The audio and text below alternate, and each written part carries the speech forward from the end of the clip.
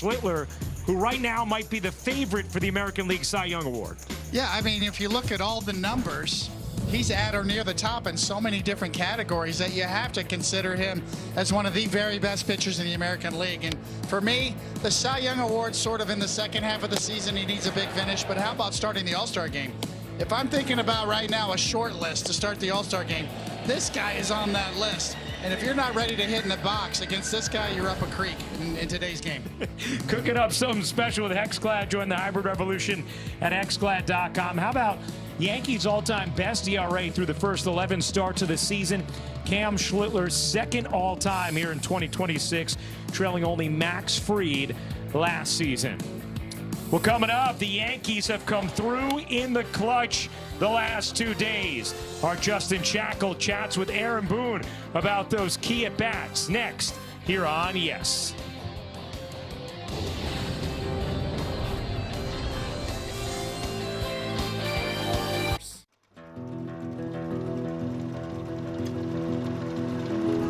We have been here always.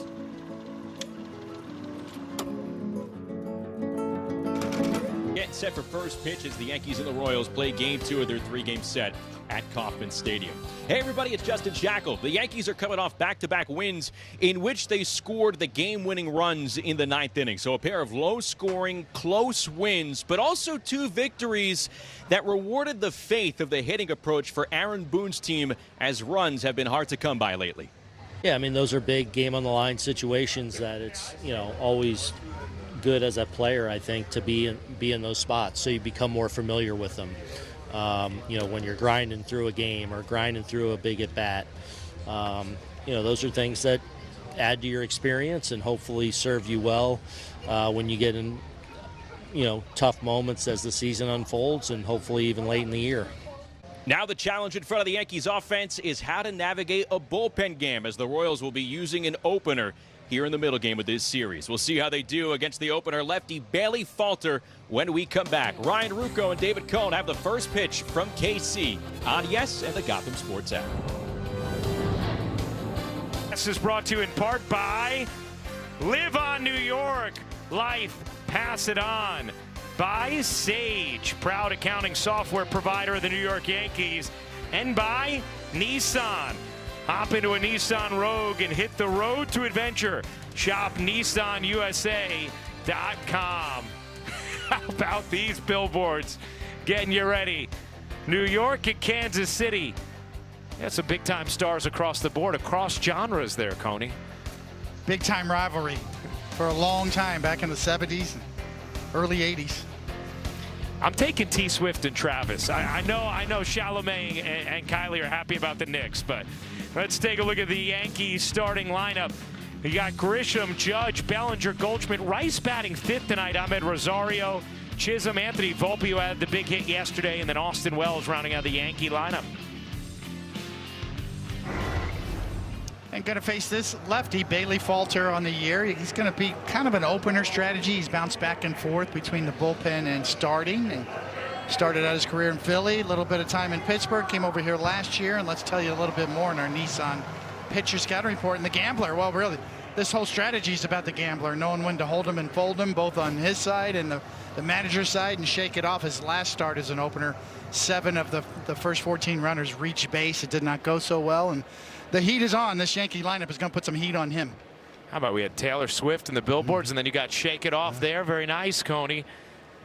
Trent Grisham to lead off, and Grisham laces that to center. And that's history right there, because that's the first time that Falter has ever recorded an out when facing Grisham, who had been 5 for 5 with 3 home runs in his career against Falter prior to that. Take a look at the defense, brought to you by your local Tri-State Genesis retailers. Lane Thomas, Kyle Isbell, Gaglione in the outfield, Garcia and Witt on the left side, and Lofton and Pasquantino on the right side, with the legend Perez behind the plate.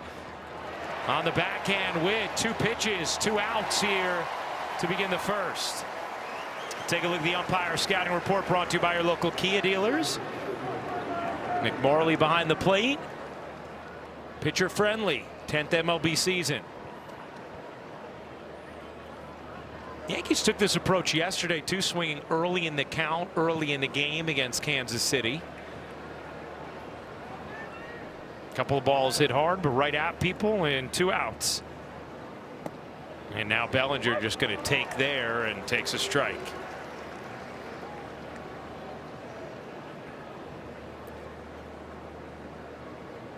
Bellinger homered yesterday, his first homer on the road this season. And he has his second homer on the road this season. Goodbye! Laced out to right, and it's 1-0 Yankees.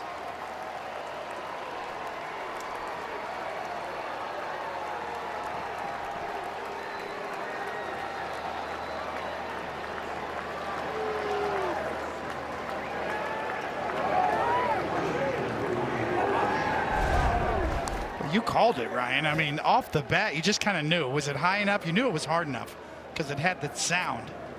You were confident right away. You knew. I'm impressed. This is a big ballpark. And, yeah, that ball jumped out of here.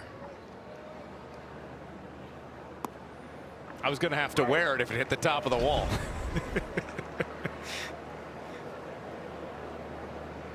To the pull side, as Bellinger does so well. Get the ball in the air to the pull side.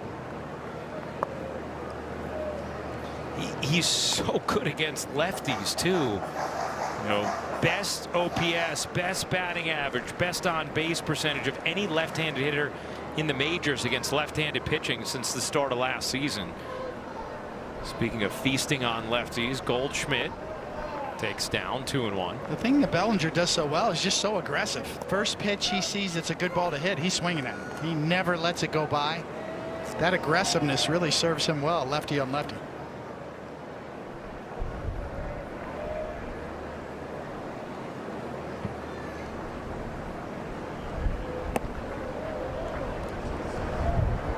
We talk about this. We've talked about it last year and some this season, David, but Bellinger is the kind of guy, you always knew he was a great player, but watching him every day, the appreciation for him just grows and grows. As Goldschmidt whips that fair into the left field corner. Goldschmidt going to jog his way to second, and he is there with a 2-out double.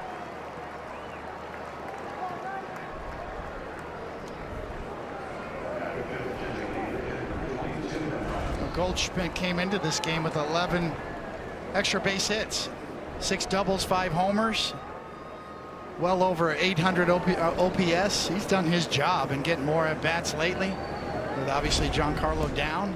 He has been really Johnny on the spot for the Yankees early in the year here. So a 2-out double after a 2-out homer from Bellinger, and here is Ben Rice. And he takes a strike. David gave you some of the struggle numbers for Falter. 2 career outings against the Yankees, an ERA over 14 entering tonight. And Rice laces that to right field, but it hangs up barely for Caglione to end the inning. But not before the Yankees get on the board. Cody Bellinger with a rocket out to right. He's liking it here in KC, and so are the Yankees. It's 1-0 Bombers after a half inning. Now we're going to hang here for a moment. I think there's a chance this ball actually, and it looks like it might be challenged. New York is challenging the call of catch on the field. Caglione came at it very casually, and it looked a little iffy, but everybody kind of ran off except for Ben Rice, who hung tight there at first. Well, it was absolutely smoked off of Rice's bat, 107 miles an hour. Caglione got kind of frozen on it and then came in at the last minute, and we're getting another look on the big scoreboard. Boy, that's close. Snow cone. It looks like it might be touching the ground. Yeah. Even though he pulls it up, but when he had it on the ground, the ball was touching the ground. We'll get another look right here. Now it's in the glove, but then That's tight. Can't tell if he has control then when the ball touches the ground after it had been in the glove. Yeah, the ball's half in his glove and half touching the ground before he secured it and brought it up. So the fact that it's touching the ground there makes me think this has a chance to be overturned. You also wonder if, with it being that tight, would they revert to what the call was on the field?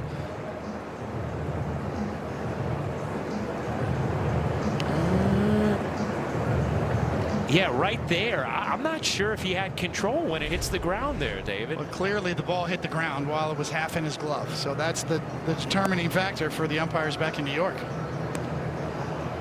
Did the ground help him secure it?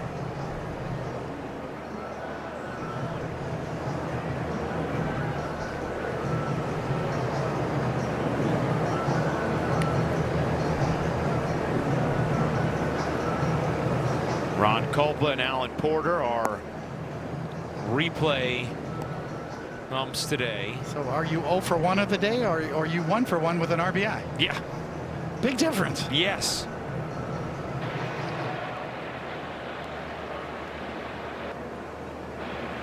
After review, the call on the field is overturned to no catch. We have a run score. Batter runner to first. New York will retain their challenge. How about that? An RBI single for Ben Rice. Paul Goldschmidt scores.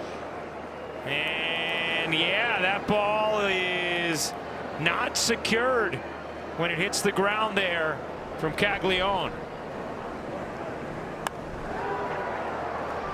Goldschmidt busting it. And they are giving him home plate on that. And Aaron Boone says, oh yeah, baby. One for one. 1 for 1 with a ribby if you're Ben Rice.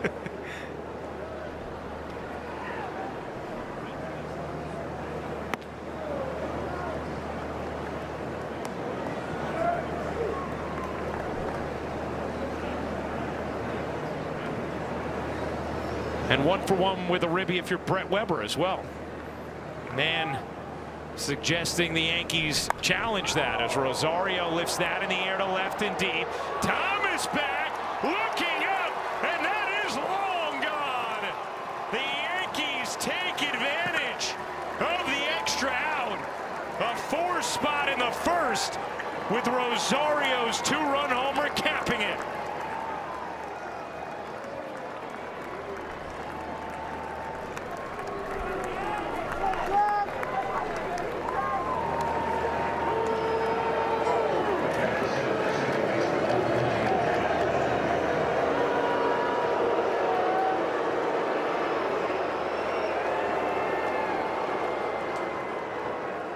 That's what you call making it hurt.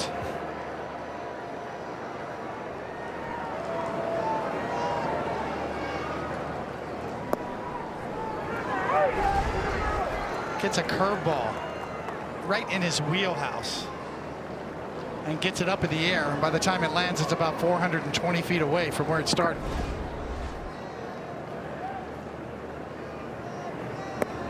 Giving Cam Schlittler a lot to work with here.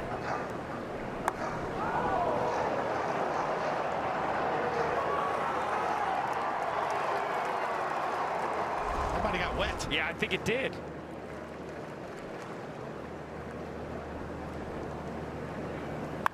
Now Chisholm rocks that to right. Caglione is going to catch that one. Every single Yankee hit a rocket. Some found gloves, some found water. The Yankees find themselves up 2-out runs in the first. Take a 4-0 lead into the bottom of the first. Take a look at the Royals starting lineup. Bobby Witt Jr., a genuine superstar, has been hot of late in that second spot. Salvador Perez, the Royals legend, hits cleanup. Carter Jensen, who's one of the top prospects in baseball going into this season, hits 5th. You see Kyle Isbell rounding out that Royals starting lineup. And Cam Schlittler's going to toe the slab here at the K for the 12th time this year, and the numbers just jump off the board at you. There's a lot to like right there in those numbers, and let's tell you a little bit more in our Nissan pitcher scout report. And yeah, he's a hard one to handle, no doubt. partly because he is a master of puppets, and that's really that three-headed fastball. He's a puppet master. Is it cut? Does it sink? Does it ride? And he's clearly in sicko mode right now. Faces Garcia to lead things off. Dropping a little Travis Scott reference there. Drake, yeah, that too. Yeah. Nice. I mean, the way he's pitching right now, it's sick. It's kind of sick to watch him pitch.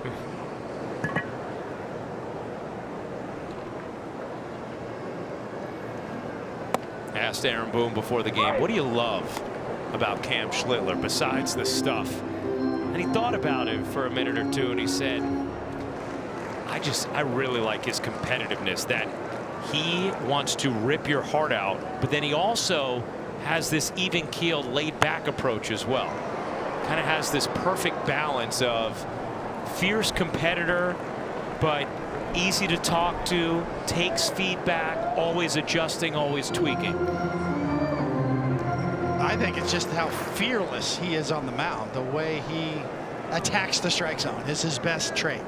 Now, easier to attack when you have that kind of stuff that he's featuring, but nonetheless, he's taking it to a next level. 69% of his pitches this season have been thrown for strikes, which leads all major league qualifiers.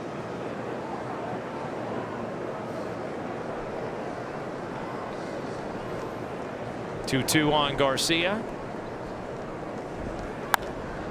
Fought off in a shallow center. Grisham drifts and catches. One down. Let's take a look at the defense, brought to you by your local Tri-State Genesis retailers. And our Car Shield defensive player profile, Paul Goldschmidt at first base. 2 outs above average this season, tied for 6th among Major League first basemen. You said it, Coney, with stand down. Goldschmidt's just become an everyday player now instead of matchup against lefties, and the Yankees have needed him. As Witt takes a strike.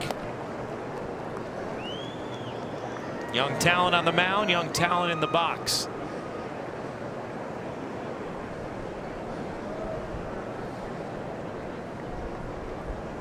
The 0-1. I think if you made a short list of best players in the game, top 5, top 10, Bobby Witt's on that list. Top 5, definitely. All-around ball player. I mean, defensively, he's maybe the best in the game right now, defensively going. Base running, speed, power. It's tied up there on a cutter from Cam.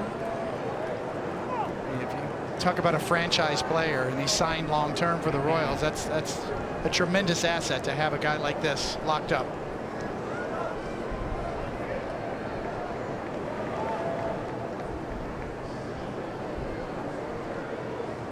The 1-2.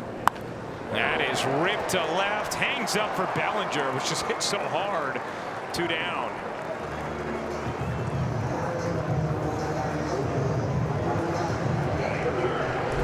So many times you see left fielders freeze or break back on this. Look at Bellinger's read, no problem. I mean, that ball was smoked right at him. Those are the hardest ones to kind of judge. He's got that it factor with defense. He just kind of reads things. It's innate for him. Pasquantino grounds one through, the little shift on the left side. And a base hit for Vinny Pasquantino, who had been just 6 for 36 over his last 10 games. Well, the Royals desperately need Pasquantino to be Pasquantino, because he is a run producer. He's got power. They need to get him going, because he's the power producer in the middle of this order. By the way, David, you want to guess the exit velo on the Witt line drive to left? 110? 111. Yeah. Expected batting average 910. But an out, as it was right at Bellinger. Here's Perez. Perez swinging first pitch, fouls it back.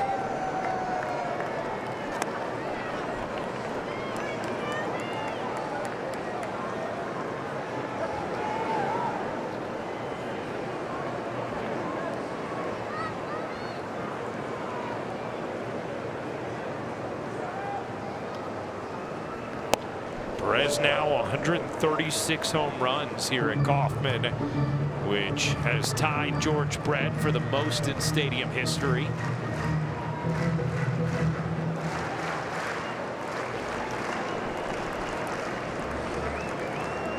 Pasquantino leads off first. And that one just misses. 2-1. Wells thought it might have been in there, but decided not to challenge. He's been pretty good at that. That was just a little bit low, so good choice by Wells not to challenge. Grounded hard on the backhand. Volpe across his body in time. Nice play from the Yankees shortstop for the final out of the bottom of the first.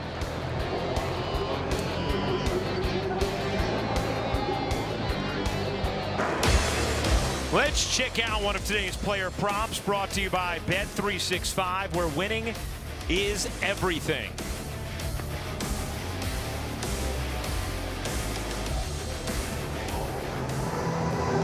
Already been a real eventful night here at Kauffman.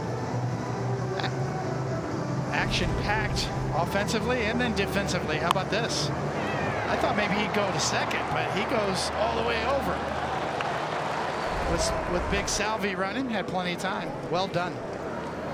Really nice play from Volpe, who, look, he has played his way into playing time with how he's performed since coming up after the injury to Caballero. He's been noticeably more patient at the plate. He's played well in the infield, and Aaron Boone has talked about both him and Caballero both getting time. Volpe, the big two-run single yesterday in the ninth to give the Yankees the lead. Thought I read something. It was Volpe's first hit in the ninth inning or later that was a game winner for the Yankees in his career.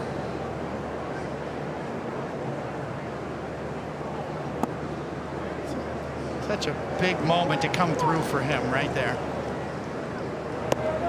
Yankees hold on for the win. A big come from behind win. Tough one for the Royals, big one for the Yankees. And one of the things Aaron Boone was talking about last night was, said he may not have liked going down. He may not have even thought it was fair, but he said Anthony Volpe is a dog. He's a grinder, and he has just put his head down and gone to work. Volpe charges that into left center field indeed. Isbell gonna watch it fly. Anthony Volpe with his first home run of the season. And the Yankees keep pouring it on Falter.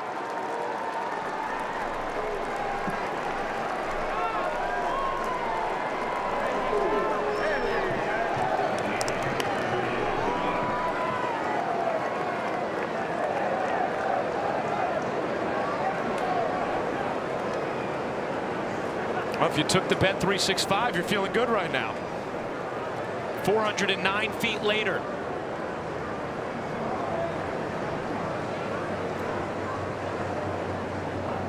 Austin Wells tried to get into that one. Sky high pop up in the infield. One down.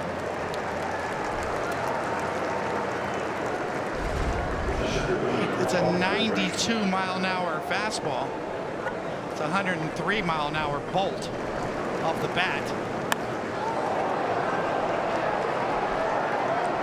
It's just a matter of where it's going to land in the front row.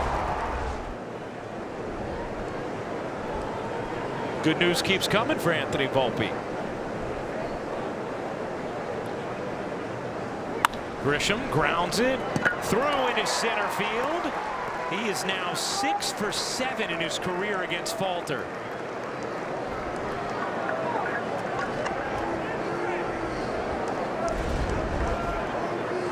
Looks like what was originally going to be a bullpen game is turning into a wear-it game for Bailey Falter. Nobody's warming up right now. Got one out in the second inning here and 5 runs on the board. Just a tough name for a pitcher. Falter. Judge grounds one through into left field, a base hit. The Yankees with 7 hits already tonight. They have first and second one out here in the second. Again, first pitch swinging, little cut fastball slider coming in on him, and he just cuts him off at the pass. Finds a hole on the left side. Here's Bellinger. Ripped a home run to right his first time up.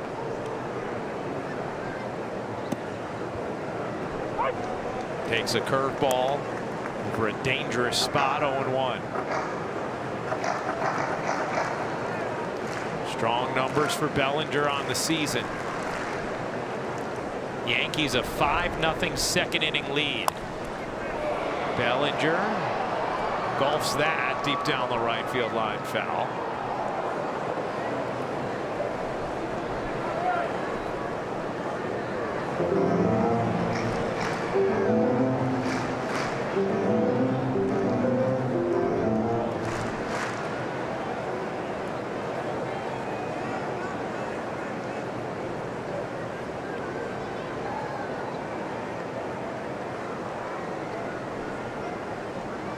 The 0-2. Popped up. Left side. Garcia in foul ground. 2 down.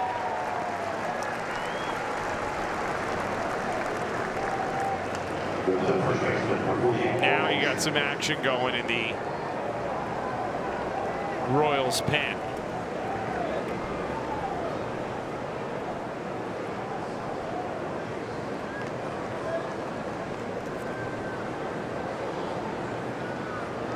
Avila throwing.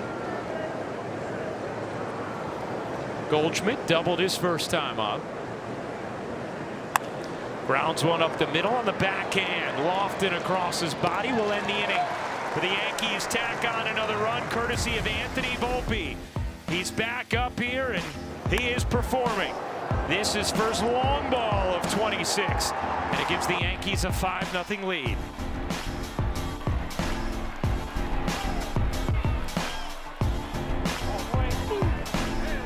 Clicking, and we just saw Anthony Volpe go yard, and it carries over an impressive afternoon he had yesterday, getting the game-winning hit with a 2-run single in the 9th inning. He said, I just wanted to come through there for my teammates. He has been grinding. Aaron Boone acknowledged that he's been grinding. That's all he said he wanted to do when he was working and grinding to come back. He said, you do it for this, meaning everybody in the clubhouse, where they absolutely do everything they can do to come through and help the team win. He said, I just feel like I'm one of the guys. Everyone pushes me the same way. I hope to push everyone else to do the exact same thing. So obviously an eventful season for him so far in his young career. Aaron Boone said between he and Jose Caballero and all the talk surrounding those two players being on the same roster with the player profile on the same roster, Aaron said, I trust in both of those guys and who they are and their makeup and their toughness, that it doesn't have to be one way or another in one game. They're both in the middle of helping us win, and that's what happened yesterday. Good stuff, Shaq. I know also you were talking to a lot of people who are still buzzing about that play that Cody Bellinger made on Sunday at the stadium when he got the out at third before the run scored and helped preserve a 0-0 game before the Judge walk-off. You know what's funny, Ryan? This afternoon, about an hour before batting practice, Aaron Boone and Luis Rojas were the only two in the Yankees dugout, and I went over to Aaron and I said, hey, do you have a few minutes? I want to ask you about that play. He goes, that's funny. Louis and I are just talking about it again. They haven't stopped talking about that play, and what made it so good is that Aaron said it was such an instinctive play from Bellinger and Ryan McMahon. He said two great defensive players for Bellinger to lift his head, field that ball, know to throw to third base as Goldschmidt takes care of that out. Also for Ryan McMahon to abandon the cutoff spot right there. As you take a look back at the play we're talking about in the 8th inning, watch McMahon, left side of your screen. He's going to the cutoff spot, then repositions himself, goes to third. So there was a lot of moving parts that has to make that play a success. And that out at third, it offsets the run trying to score. Right there, it kept the game scoreless. So Aaron Boone acknowledged the players. He also said that play starts with Luis Rojas telling Bellinger to play in. And he talked with Rojas. He said that starts with Engel Grabner The Yankees director of quantitative analysis encouraging the coaches to be more aggressive in certain situations just like that. So there's the connective tissue of an entire organization on one single play, Ryan. Really good stuff, Shaq. Love that from David Grabner to Louis Rojas to Bellinger, McMahon, and it comes up with one singular out that makes a huge difference in a win.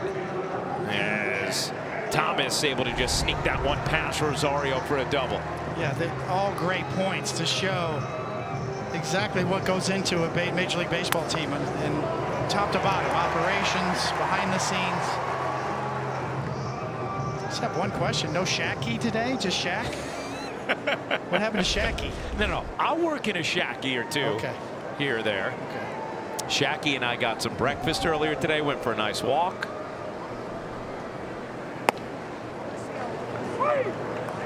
Caglione takes a strike, 0-1.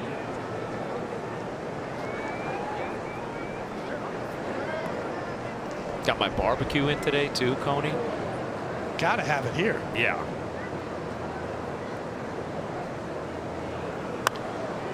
Oh, and 2. I remember watching Caglione pitch in Florida. He was the #1 pick of the Royals. Tremendous two-way player. Had a fastball upward in the upper 90s in college as a pitcher. And he has said, yes, I do miss pitching. Yeah, I understand. I get it. You know, there's only one Shohei Ohtani. This guy throws left-handed in the upper 90s. Yeah. I'd be tempted. Yeah. I know I'm biased because I'm a pitcher, but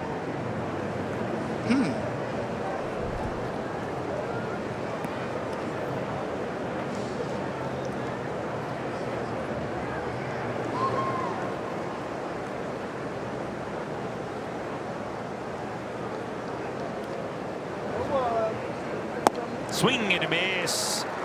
First strikeout of the game for Cam. Hey, MLB is partnering with Crisis Text Line to increase mental health awareness. Free 24/7 confidential support in English and Spanish. Text MLB to 741-741.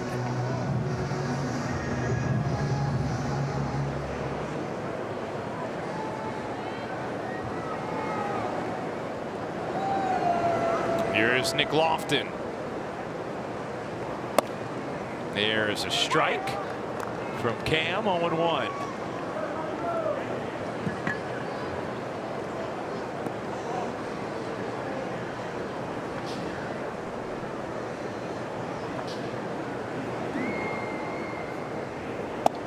Often on the short side of a platoon at second with Michael Massey, but getting the start tonight against the right-hander Schlittler.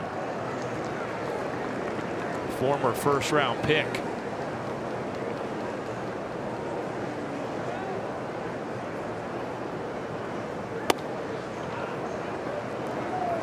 Two and one.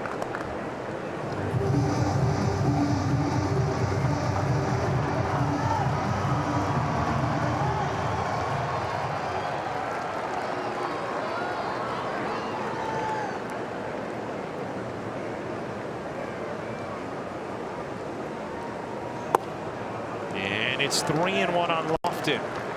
Number 9 hitter Kyle Isbell on deck.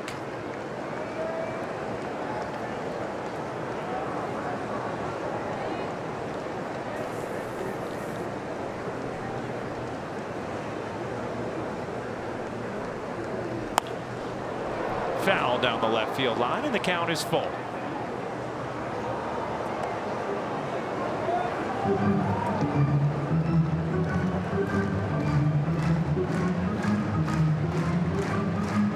Part of the fearlessness of Cam Schlittler on the mound. 3-1 fastball, no problem. Here it is.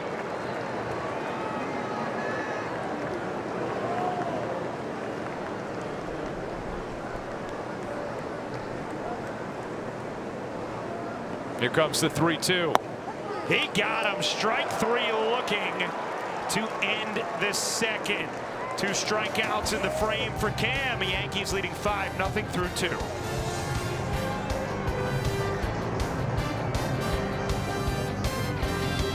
Team him a scouting report on the Kansas City Royals. Well, the glory days, you know, they won in '85 and then 2015, and really, when you talk about save a horse and ride a cowboy, that's a shortstop. That's Bobby Witt. I mean, he is the franchise guy right there. You know, to me, don't stop till you get enough. That's for Salvi Perez. I mean, he's going to the Hall of Fame. Certainly the Royals Hall of Fame before he's done, but he's not done playing. Yeah. But you know what? You take a look at his numbers. It's an interesting case, you know, before he's done, where he's going to end up. Luinder Avila, the new pitcher for Kansas City in this bullpen game after the Yankees put up 5 on Falter. Well, Falter remains in to begin this third.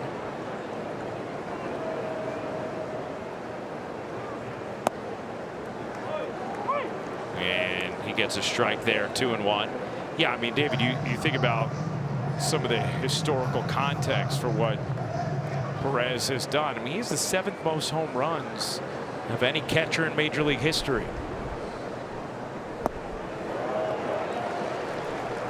And has the most here in this ballpark in franchise history too. That's why I say when he's done, his number will go right up there by number 20, number 10, and number 5. And 42 for Jackie Robinson, number 20 Frank White, number 10 the late great Dick Hauser, and obviously number 5 George Brett. I think Salvi's number goes up there with those guys.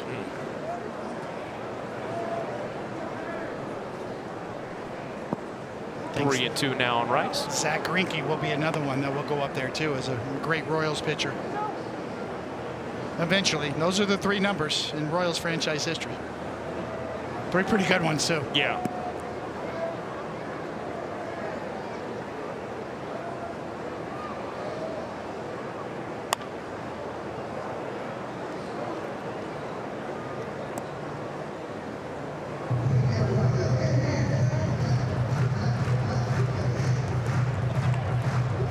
Salvi, the World Series MVP back in 2015. And that win over the Mets. Also has been a Roberto Clemente Award winner. Rice finds a hole. Lacing a line drive into left center. Rice taking a big turn, going to hang on. And he is on with a leadoff single.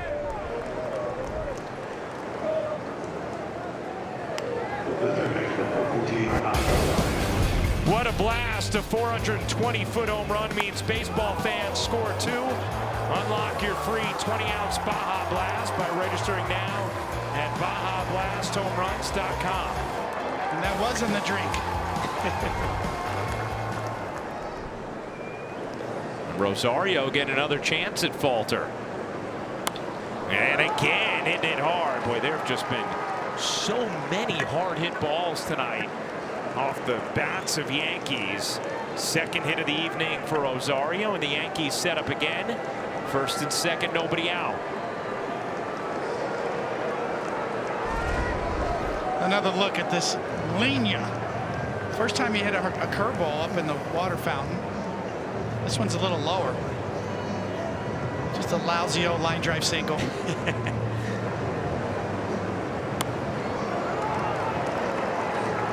But you are correct, Ryan. There's a lot of good swings and a lot of loud sounds from the Yankees so far.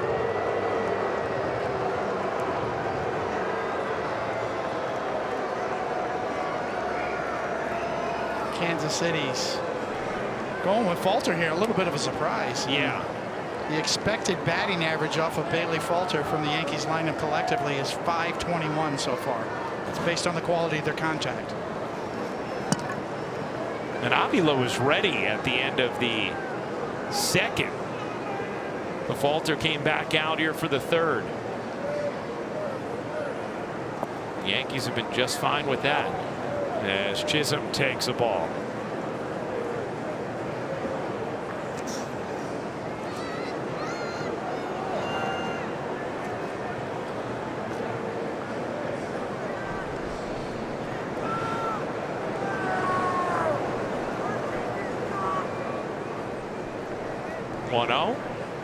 Big swing and a miss. 1-1.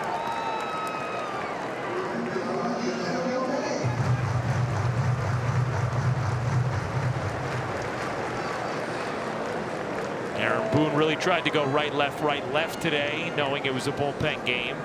Trying to make it a little more difficult for the Royals to navigate. As Chisholm's going to tap his helmet on that. Previous pitch is called a strike.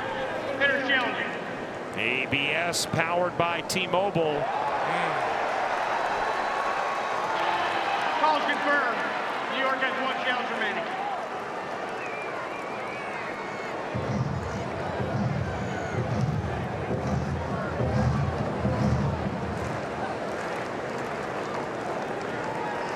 Well, Jazz, this is not his forte.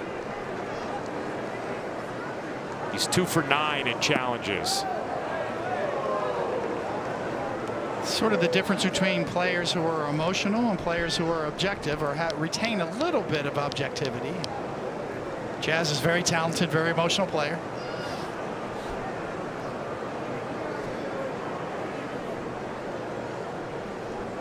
Two. Chases and tips it into the ground. A foul ball, and Jazz stays alive.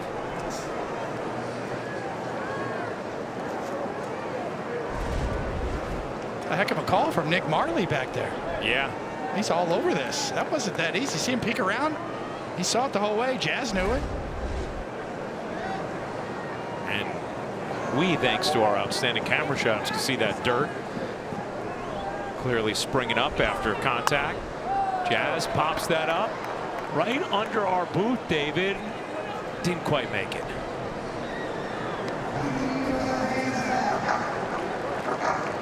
I was ready for you to hold my ankles and reach out there to make the play. I lost it. I was you here. Were on it. Yeah. It's just the sky. I lost it in the twilight. Yeah, I get it.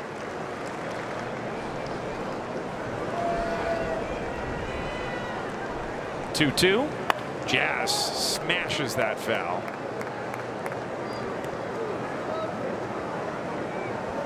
Yankees have gotten homers from Bellinger, Rosario, and Volpe.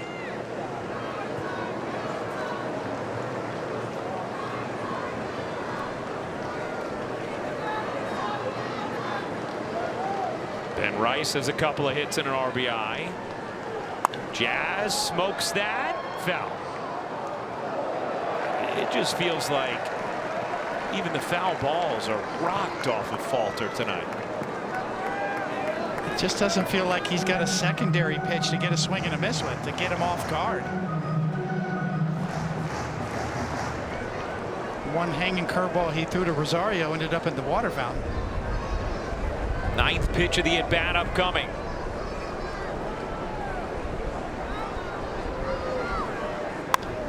Chisholm hits that in the air to left center.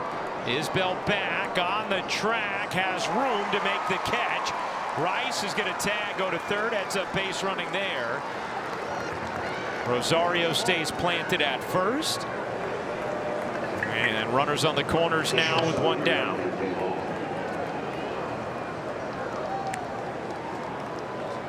And now the Royals will make the call to the bullpen.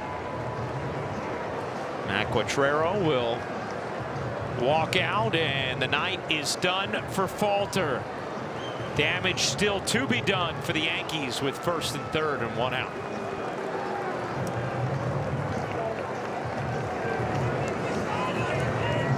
Pinstripe Pride brought to you by Toyota, the official hybrid vehicles of the Yankees. Tonight's picture is of Christina and Tom, who both enjoyed watching Anthony Volpe hit his game-winning single yesterday. Use the hashtag Toyota Pinstripe Pride and mention yes in pictures you post to social media to reflect your love for the Bronx Bombers. We might spotlight you in a future game. Avila, the new pitcher. 4 consecutive scoreless appearances for him. He steps into a jam here with 1st and 3rd, 1 out. Volpe up and fouls that off. The Optimum Fiber famously fast replay. How about Anthony Volpe's first time up? First time up, first home run of the year. Coming on the heels of a game winner yesterday.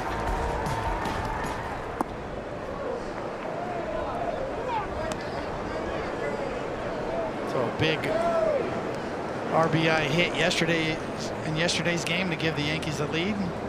Big home run here today. 2-1 on Volpe. Volpe grounds it through into left field, a base hit. Rice will score. Second hit of the night for Volpe, and it is 6-0 Yankees. Well, Avila features that sinker, and when he's going to throw that sinker to you down and in, you got to be ready for it and beat him to the punch. And Volpe does. Finds the gap, picks up another RBI.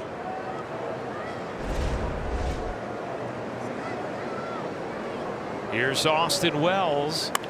Wells floats that into shallow right. That will get down for a base hit. Volpe nearly thrown out, though, as he read that wrong. But he gets away with it on the high throw, and the bases are loaded.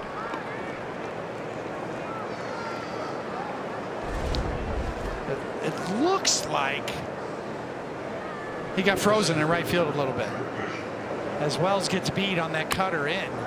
You can see right there, he breaks, he froze, he broke to the right, and then tried to come in. It was too late. And you're right about Anthony Volpe. That's a tough one to read. It looked like a very catchable ball that was misread. Here's Grisham, bases loaded, 1 out. But the Yankees offense has needed a night like this. Even winning the last 2, they were eking it out with a couple of clutch hits at the finish, but they've already put up 6 tonight, threatening for more. 0-2 on Grisham.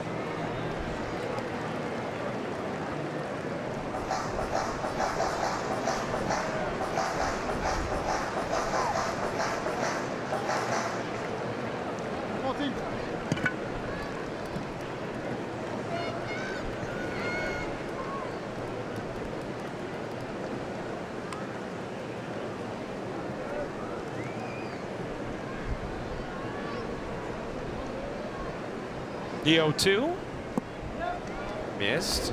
1-2. Grisham, another hit tonight. He has been catching some heat, catching some fire at the plate over the last few games. Ball starting to drop for him as he fouls that away, having that BABIP regression to the mean that he's been seeking. You see over his last 6 games, batting .444. You know, those 3 extra base hits on the year, 9 doubles, a triple, and 6 homers. So 16 extra base hits. Even though his average is low, hitting some bad luck. Now 2-2 on Grisham. Beautiful shot of Kaufman. One of the more picturesque parks in the big leagues. 2-2. Grisham stays alive.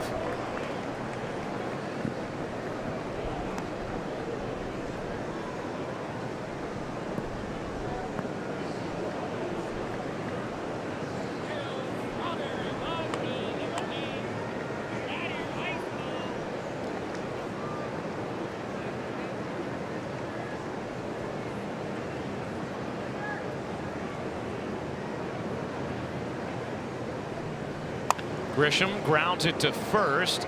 Pasquantino just going to take the out there. Run will score, and it's 7-0 Yankees.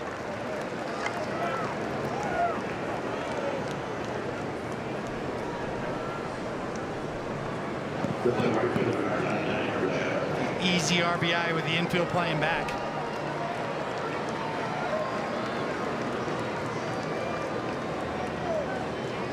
Now here is Judge with second and third.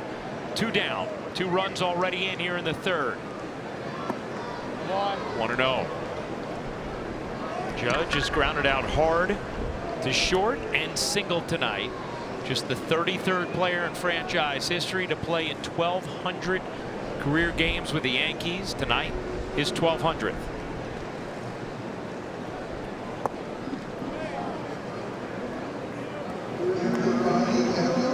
haven't seen that extended hot streak that Judge is noted for the last several years, where he just goes through a spell where he's hard to get out.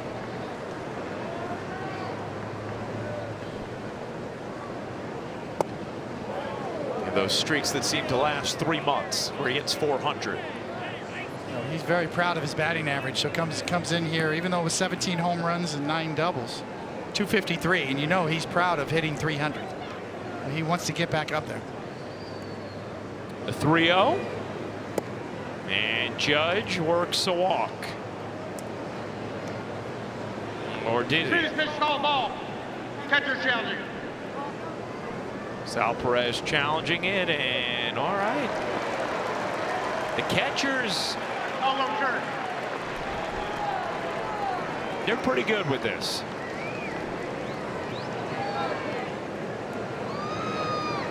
That used to automatically be called a strike. 10, 15 years ago, a 3-0 fastball was an automatic strike. Right there. 3-1. And that is ball 4. So Judge on, bases loaded, 2 out, Bellinger coming up.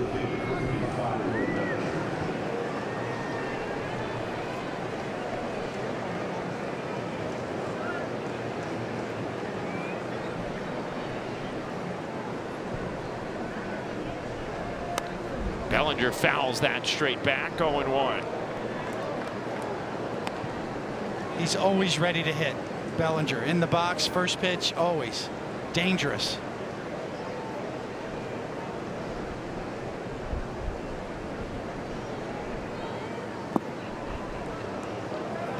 There's certain hitters, Ryan, you know, I would want to know that he'd spot me a strike. He'd take a strike here and there. Mike Piazza was that way. He would take a strike a lot of times. You kind of get that sense with hitters that'll spot you one here and there. I don't get that sense with Bellinger at all.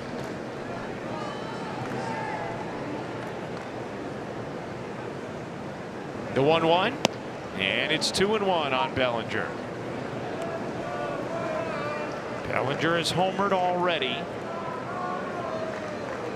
Yankees with a 7-0 lead, top of the 3rd, bases loaded, 2 out. Bellinger hits it hard and through into right field, a base hit. Volpe will score. Wells coming home. Judge gets held up, but the run does plate. It's a 2-run single for Cody Bellinger, and the Yankee lead is 9-0 through 2.5.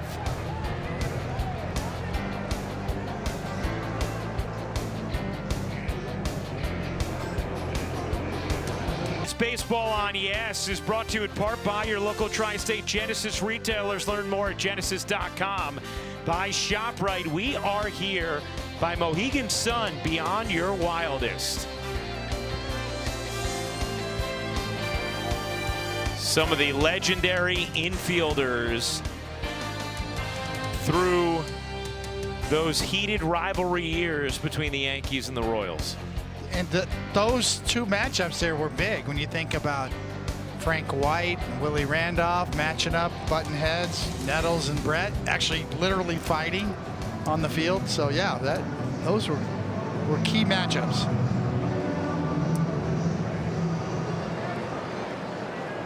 Here's Cam Schlittler back to work in Kansas City with a 9-0 lead.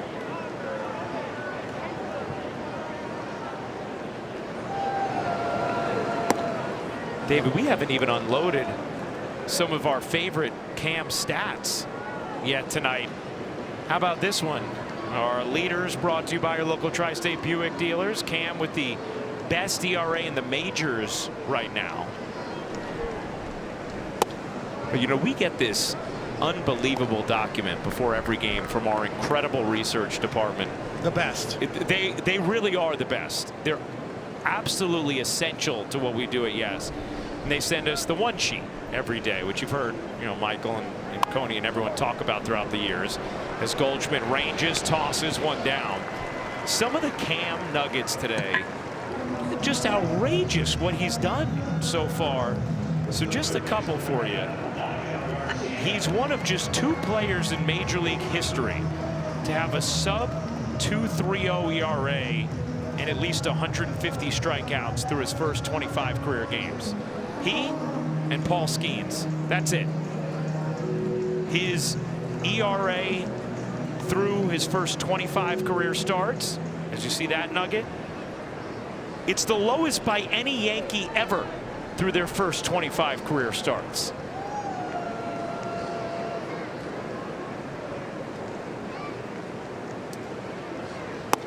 Lower than Whitey Ford? Lower than Whitey Ford. Lower than Herb Pennock? Lower than Red Ruffing. Red Ruffing? Lower than them all. Andy Pettitte? Even my guy, Andrew Eugene. Lower than Guidry 78. Louisiana Lightning?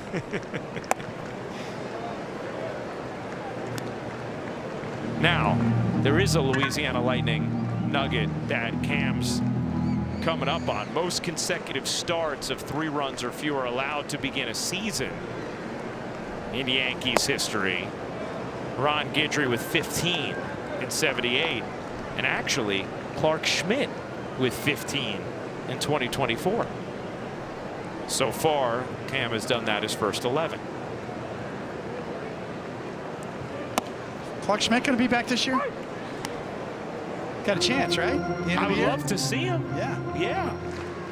Clark's a really interesting guy to talk to. Down the also. stretch, right? Get Clark Schmidt back down the stretch. Could use his arm. Even out in the pen, right? Absolutely. And that's the exciting thing about the wealth of quality starters the Yankees have, is if you do get them all healthy, at some point those guys could become big-time weapons in the pen.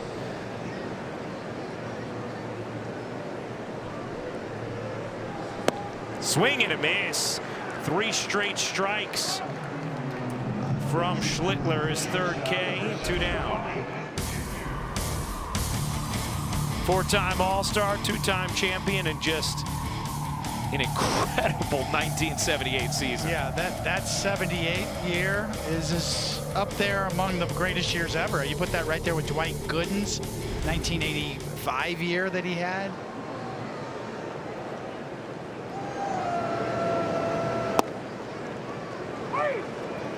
Curveball for a strike against Witt, who lined out an 111-mile-an-hour seed to left field his first time up. The 0-1. And in the air to right field and deep. Judge racing back, looking up, and that is gone. Bobby Witt Jr. with a very impressive piece out to right. And the Royals are on the board. It's 9-1.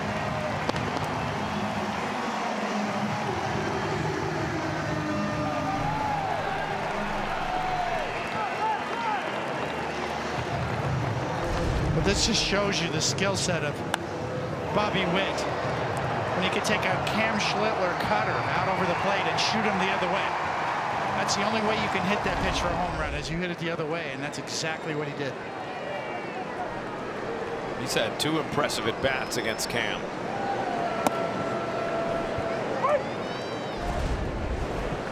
I mean, we haven't seen this done to Cam Schlittler yet this year. But Bobby Witt's a different caliber player, as he just showed you right there. That's the thing about having a guy like that sign long-term here too, right? Even if the team isn't great, he is so dynamic. People will come to see Bobby Witt Jr.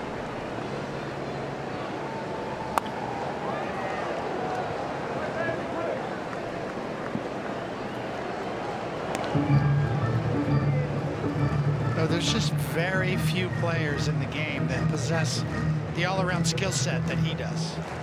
Defense, speed, power, leadership. Great all-around guy too in the community. Checks all the boxes.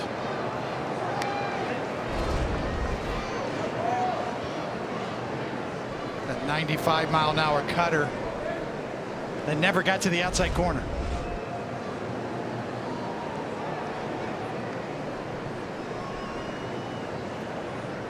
One, 2.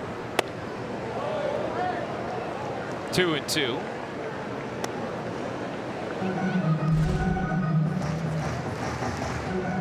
Tell the tape since 2024. Judge has been the best player in baseball, and Witt not that far behind. An absolutely destroyed bat that results in a ground out to end the third.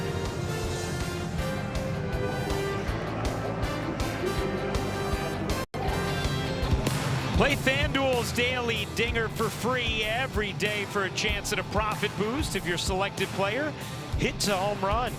And here are the featured home run odds for today's players.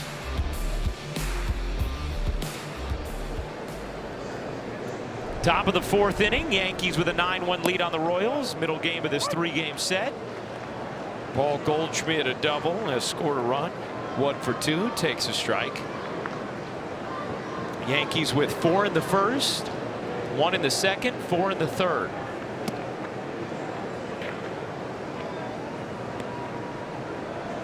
How about this, David? 8 of the 9 Yankees already have hits tonight. The only one who doesn't is Jazz Chisholm Jr., and he had a rocket his first time up. As our buddy Ken Singleton would say, he's trying to join the party.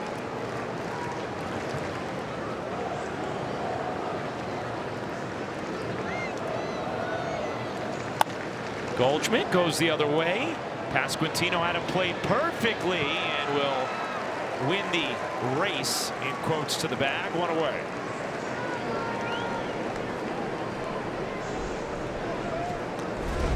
That's about as long as I've seen a first baseman cover here. I mean, watch how far.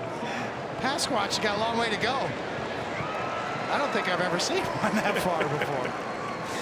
I mean, the pitcher's supposed to be there. He's like, no, I got it. I better got it. Okay, I got it.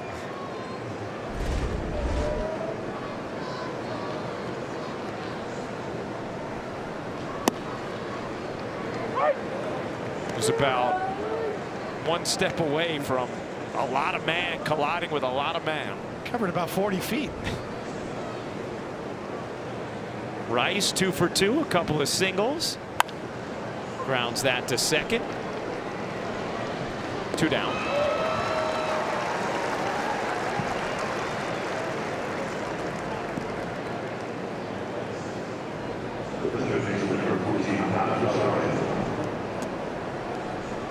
Big night for Ahmed Rosario. Big 2-run home run on a hanging curveball and a single. Scored a couple times.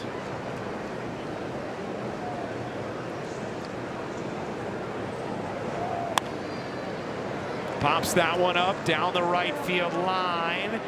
Caglione will make the catch to end the inning. Yankees finally retired without scoring. 1-2-3 they go in the fourth.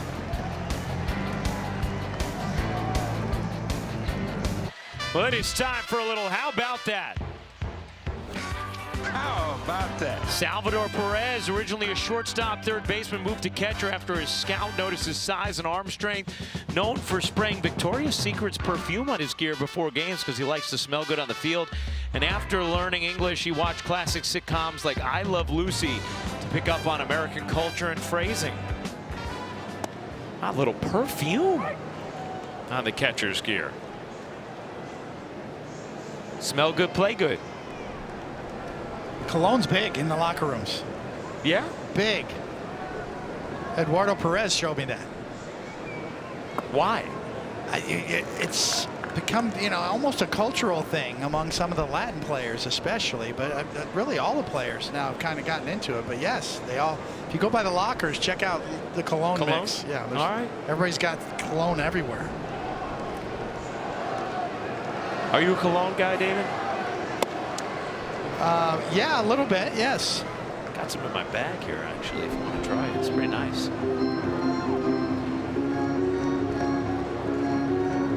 Little Dior for you. Oh, Christian DeVos. Yeah. Sauvage. Yeah. Dior. I always give a little pre-broadcast spray, so I understand Salvi. Although he goes with perfume. Right back this way, right over the booth. Yeah, he also can really do that. Hit. He is on the brink of becoming the Royals' all-time leader in homers. Look at Amos Otis on there. Famous Amos Otis. Swing and a miss. Nasty curve from Cam. 4th strikeout. Yeah, he's got one of these too. We haven't seen a lot of them today, but wow, is that a really well thrown, well executed pitch?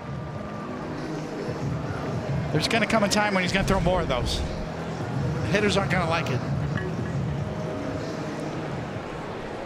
Well, you know, speaking of cologne, our Justin Shackle's got a little more on that. Yeah, Ryan, it has to be something there with catchers and fragrances. And J.C. Escara said earlier in the year, maybe at the end of spring training, he has over 100 bottles in his collection, and he rotates them out at a very rapid rate, and they'll do it before he's even done with some of these bottles. So he called it an expensive habit, and again, creatures of habit. These catchers here, David. What is going on? My gosh, over 100 bottles. Fly ball left field. Bellinger makes the catch. I mean, I wonder if JC could name all 100 he has in there. By fragrance. Yeah. We'll ask him tomorrow. We will. We got to get on it, Shaq. He nodded his head yes right there.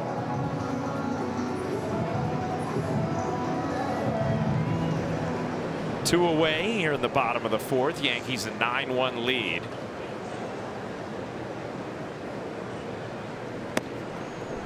And there's a strike. 0-1. Lane Thomas doubled. There's a couple of old stadiums where you need some cologne in those locker rooms, that's for sure. You walk into Fenway Park, the visitors clubhouse at Fenway Park, you could almost smell Babe Ruth still. I mean, there's smells in there that just have been there. They're just there. They're not going anywhere.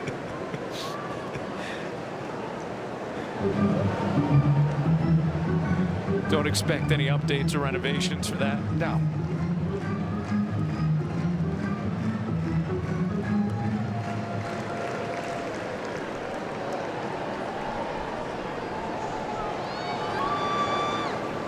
The 1-1. 2-1.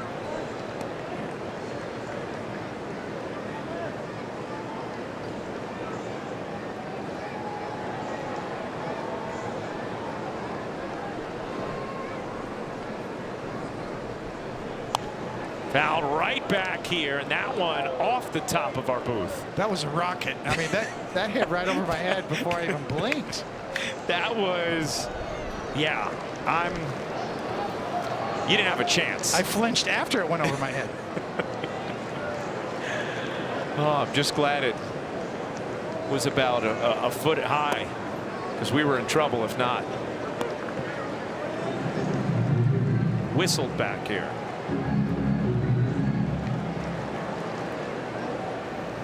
Three and two on Thomas. 2 out, nobody on. The payoff.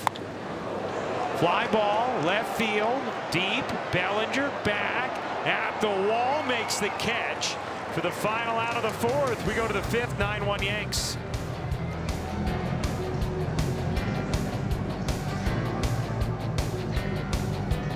Baseball's biggest moments brought to you by Corona. This is our playa.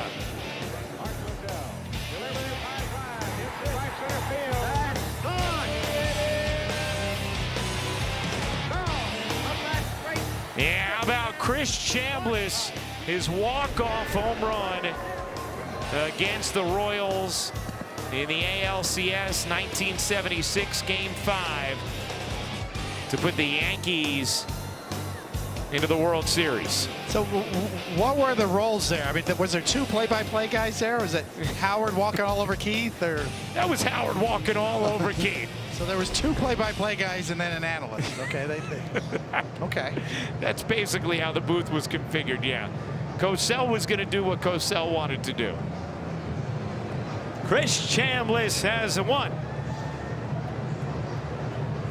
Dueling banjos while the ball was in the air. That's right. I would have loved to see booth cam. And that was that was such a huge moment for the Yankees. That was the First trip to the World Series in the Steinbrenner era. Followed it up the next 2 years by winning the World Series.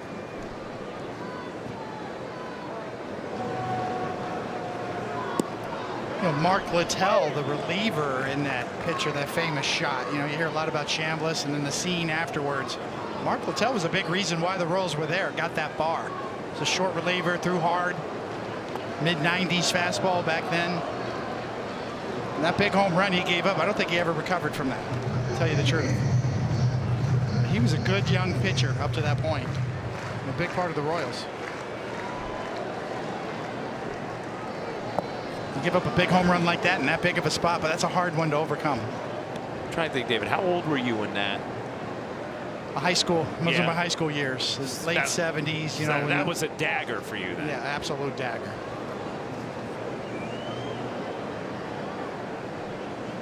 You know, the Royals and Yankees met up 4 out of 5 years. Can you imagine that? 4 out of 5 years, they're banging heads. Yeah. The Royals finally broke through in 1980. George Brett hit that big home run off of Goose Gossage in the postseason to get them to the World Series finally. Jazz works a walk.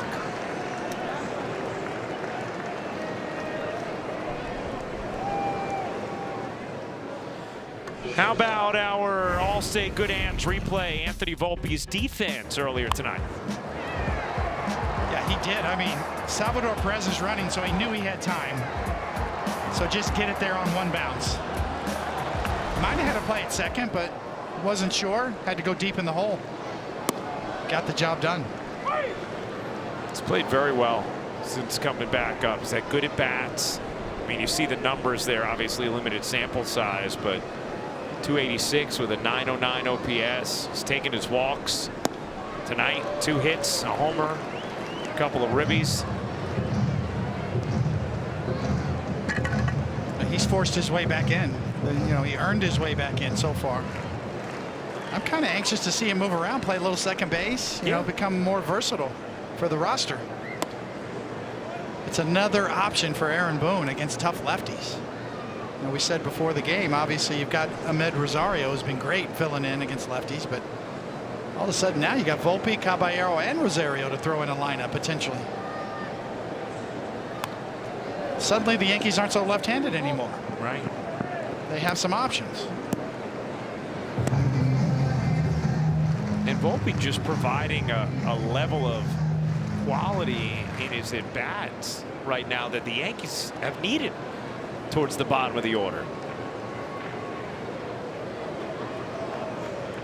Sustaining it the next challenge.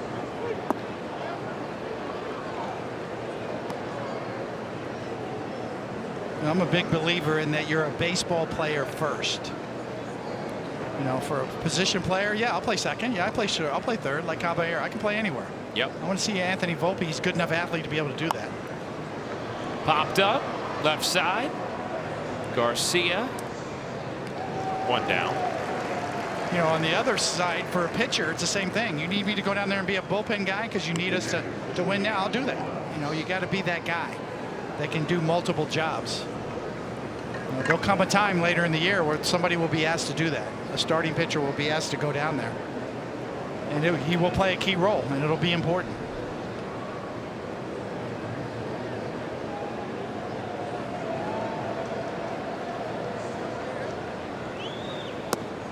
When you're trying to win a championship, that's all that matters.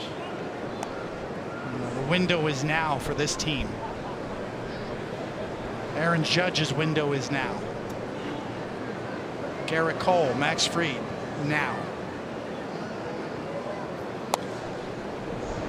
And this team should have that one focus all year long to get back there and get redemption. Get back to the World Series. This team has that chance.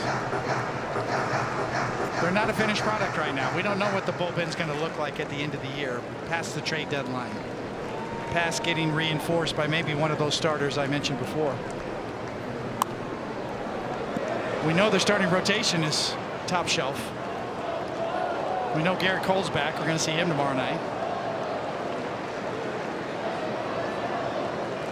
Their starting pitching keeps them in every game. That is the basis for any team. You have a chance to win every night because of your starting pitcher. Wells down on strikes, 2 away. First time a Yankee has struck out tonight.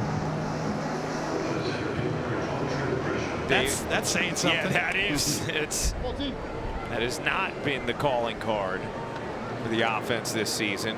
But you're so right, David. It can't be about roles or positions. It has to be about how can I even have a marginal influence on winning, because it's time to win, and you have stars in their prime and a rotation worthy of it. It really is a key that I've seen on winning teams. It's less about me and more about we. And it sounds like a cliche, but it really is true when everybody buys in. Popped up. Will it make the seats? It'll make the top of the dugout. Grisham's still alive.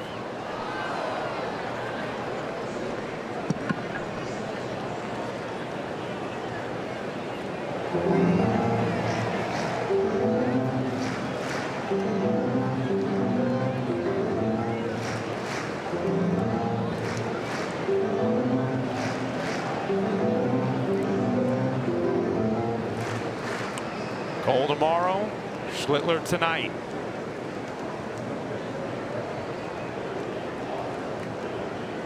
Grisham watches strike 2 with a little added juice. Well, the umpires get, they jump the gun every now and then. See, he's not happy about it. He just got rung up. The umpire loses the count. See, he lost the count. He thinks it's strike 3, so I'm going to ring you up right here. Go sit down. Except it's only strike 2. And he tried to cover himself at the end there, right? See him put up 2 fingers? No, we got you. We saw you. Just going to have to wear that one, Nick. Nice playoff, though. He tried to play it right off. Yeah, he did. Now, if there is a strike 3 now, will it be more enthusiastic or sheepish? That's a good point. Might be a little sheepish. I don't know. Marley and Me. It was a good movie. Yeah. Marley and Me. Some tears in that movie.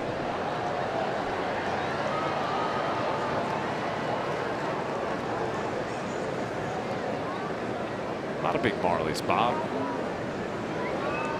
Jacob, if you're, a fan of Scrooge. Ziggy. Grisham off the glove of Witt, and he kicks it into right. It'll be a single for Grisham.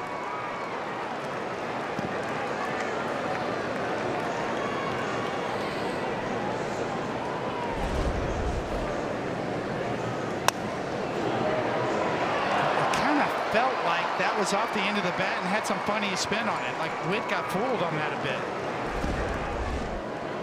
He got there in time, but it looked like it had a little snake on it. Sometimes off the end of the bat you get a zero, like low spin line drive hump back. Here is Judge, first and second, 2 out. And again, that was another example of Grisham. The batting average on balls put in play starting to rise. Grisham starting to hit some better luck. The 0-1 to Judge. Judge drives that in the air, deep left center field. That ball is off the wall. Chisholm will score. Grisham will stop at third. It's an RBI double for Aaron Judge, and the Yankees are into double digits. It's a 10-1 game.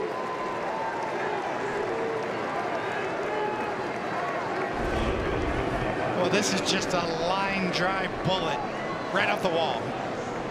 You can see he just didn't get it high enough to get out of here. It's 107 miles off of the bat. It's hit plenty hard enough, just not high enough. A wall banger. And a stand-up double.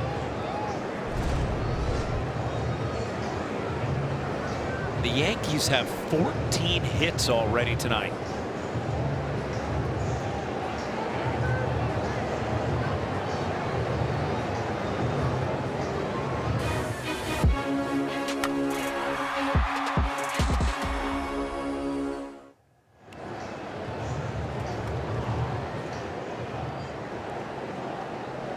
Yankees are 5 for 9 with runners in scoring position. Here's Bellinger. He has a homer and a 2-run single.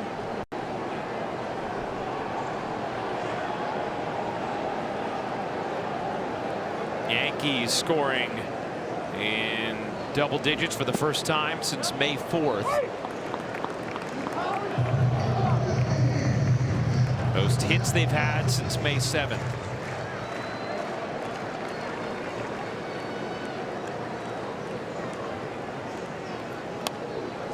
Every now and then you have one of these games where the entire lineup gets healthy. Kind of pad your stats a little bit, feel better about it. Everybody participates.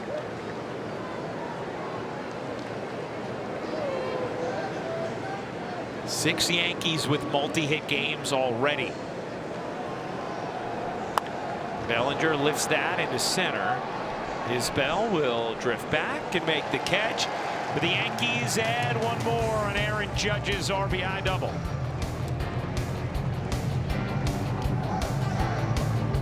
Time for Name That Yankee, brought to you by Prevagen, made for your brain. A .290 career average.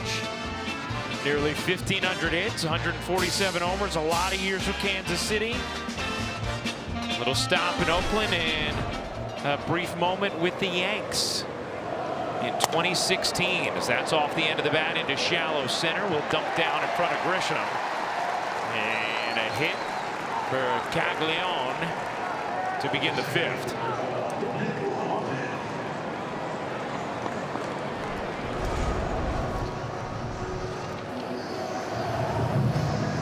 Something off speed there. Probably a curveball that just stayed up and out of the plate.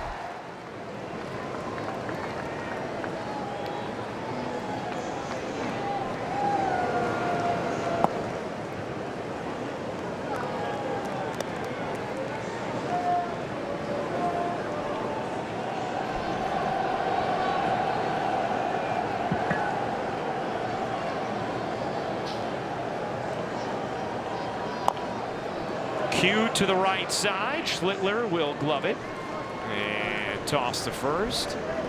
One down. Moving to second is Caglione.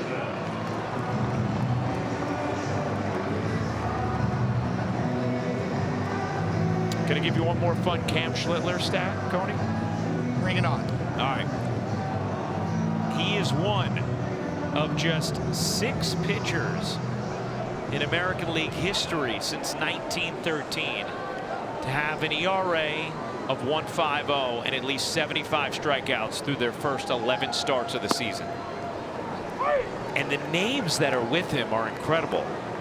Louis Tiant, Vida Blue, Pedro, who did it twice in '99 and 2000, Zach Greinke here in '09, Justin Verlander in '18, and now Cam.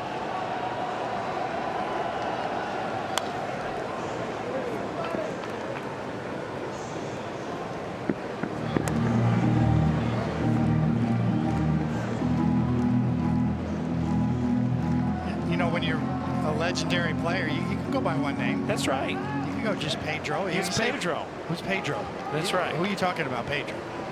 It's only Martinez. Our producer Troy Benjamin giving me some guff, saying, "Hey, you dropped the last name." Pedro Guerrero almost killed me one night. So. I remember that highlight. Schlittler gets the strikeout, his 5th. Pitching decisions presented by Sage. What are you seeing from Cam tonight, David? More of the same. You know, I mean, his formula is very simple. He establishes his fastball early. He works off of that fastball with 2 seamers and cutters. And really, he puts the hitters on the defensive. He dictates the pace. Yeah, he's got a curveball too, as he struck out Salvi there. And the one home run he gave up was to Bobby Witt.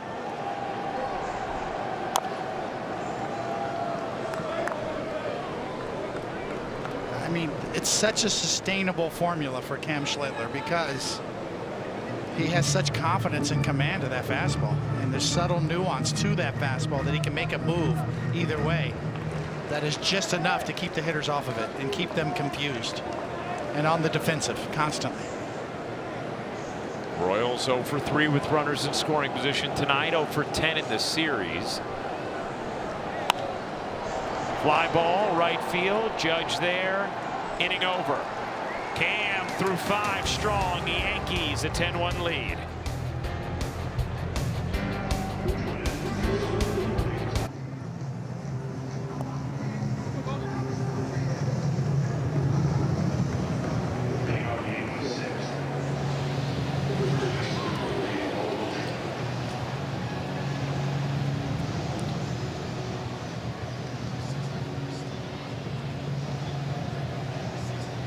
All right, thank you very much, Bob. The Astros, a combined no-hitter last night. Connor Griffin hitting leadoff tonight. Youngest Pirate to do so since 1952. And how about Mizrachi? We saw him recently. This guy is just incredible, and he has been on some tear over his last 5 starts. We've seen relievers throw that hard. Yeah. Aroldis Chapman in his prime. I've never seen a starter throw like that consistently in the low hundreds.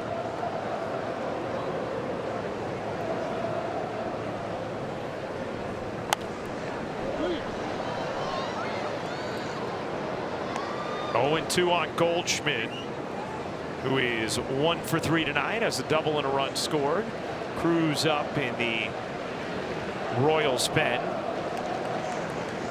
You could make a strong case that that should be the All-Star Game matchup. It should be Mizrachi against Schlittler as the 2 All-Star Game starting pitchers. 2 young fireballers. You could make a strong case for both of those guys.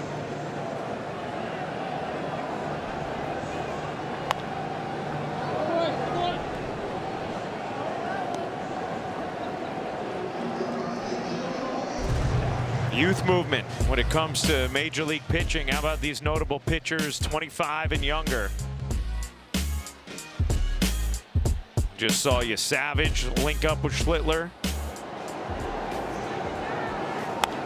Goldschmidt skies that to right. Caglione makes the catch, 1 down. It's a big time talent right there.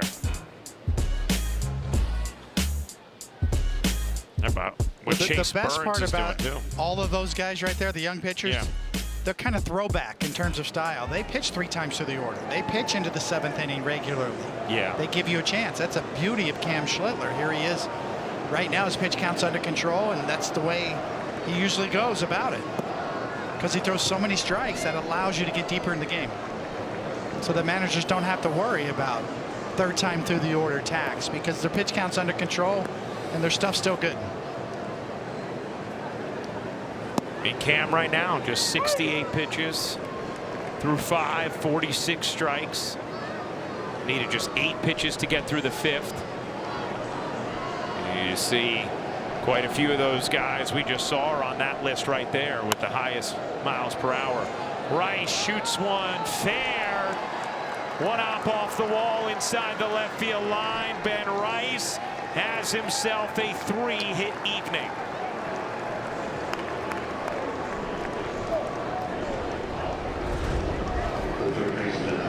This is the kind of hitter he is, really, line to line. We've seen him drive the ball so much better this year, but we've also seen him stay back and control the strike zone that allows him to get these kind of hits the other way down the line.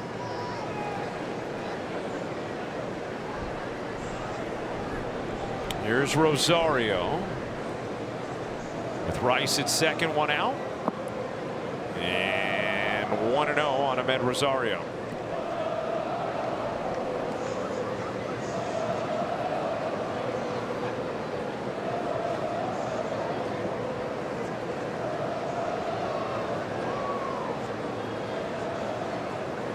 Just a lot of production from Rosario so far in limited time, really. 83 at-bats, 5 homers, 3 doubles and a triple. It's another really strong depth move by the Yankees last year.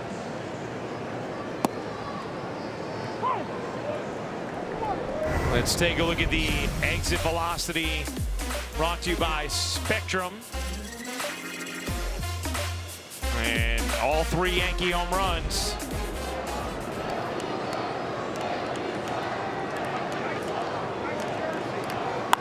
Rosario hits it up the middle, scoots into center field, a base hit. Rice will stop at third, and Ahmed Rosario has himself a 3-hit night.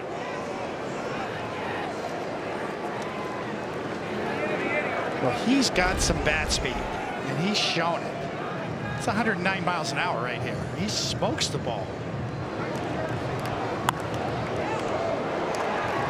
There's a time when he was the #1 prospect in baseball, and you know what? When you watch him swing every now and then, you see why. That is going to end the night for Avila. Royals go back to the pen. Yankees threatening once again. They're up 9. Steven Cruz, the new pitcher for the Royals. Guys, I am out in left center field in one of these signature areas of Kauffman Stadium, which opened in 1973, the Fountain area. And this ballpark is ageless, but the Royals earlier this season announced the location for their next ballpark. It's going to be located in Crown Center downtown Kansas City.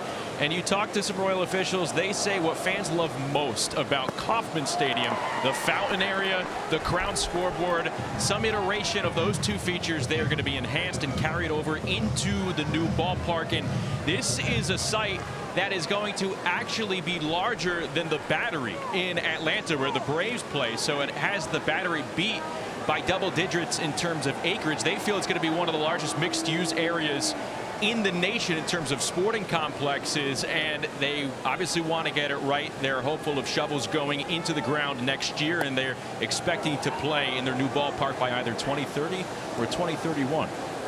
Really interesting stuff there, Shaq. Now I dare you to jump in. Go take a dip in the fountain. Oh, I'm staying cool out here, right? It's really nice and breezy. Well, David, I'm thrilled to hear that they are going to take the Crown scoreboard and the fountains over to the new park, because they are just magnificent to look at. You were talking to me about this and the new site before the game today. Obviously, you know this area incredibly well. It's fantastic news for Kansas Cityans to be able to keep the team local on the Missouri side.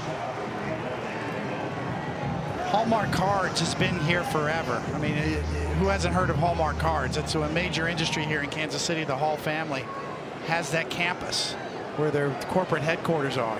There's 88 acres there. And he got together with Mr. Sherman, the owner of the Royals, and they got a plan together, and that's what happens when two local philanthropists and local bred successful businessmen get together and come up with a plan, and it's just fantastic what it's going to be. Coming in 2030 or 2031. It's the perfect area. The skyline of downtown will be in the background. The problem with this stadium here, both stadiums are gorgeous, but there's nothing around here. That, you know, there's nowhere to come early and stay late. You know, you just come to the games here. And we've seen that's become such a key part of what the focus is for new stadiums. Back-to-back strikeouts there from Cruz to hold the Yankees at bay.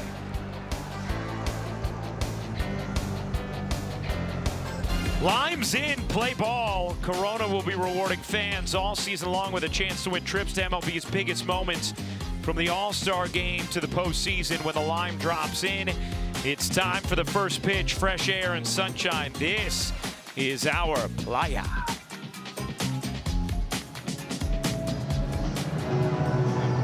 That Corona with the lime, and it looks really appetizing here in the bottom of the 6th inning, 10-1 game. I think that's the kind of prop we would invite up in the booth. A bucket full right here. Enhance the broadcast a little bit. Supporting our sponsor.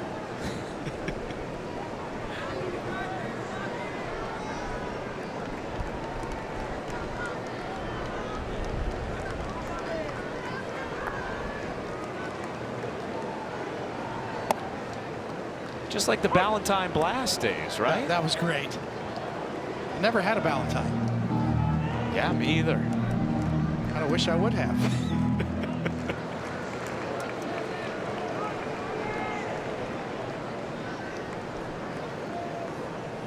The 0-2 to Witt. High and in from Cam. After Witt took him deep last time up.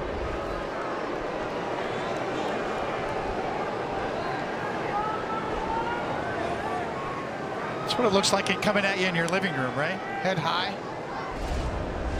Thankfully, it was on the plate.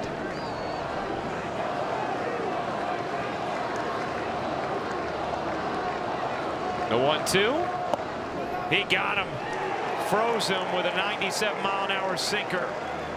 And that time, Cam wins the battle. The 6th Yankee strikeout is brought to you by your local tri-state Audi dealers.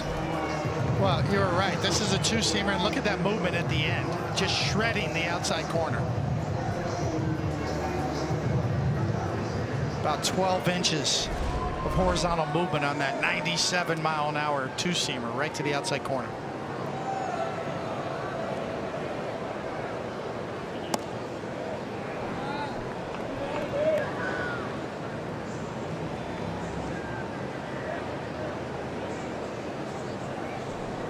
You know, one of the things, you see how tidy the pitch count has been for Cam.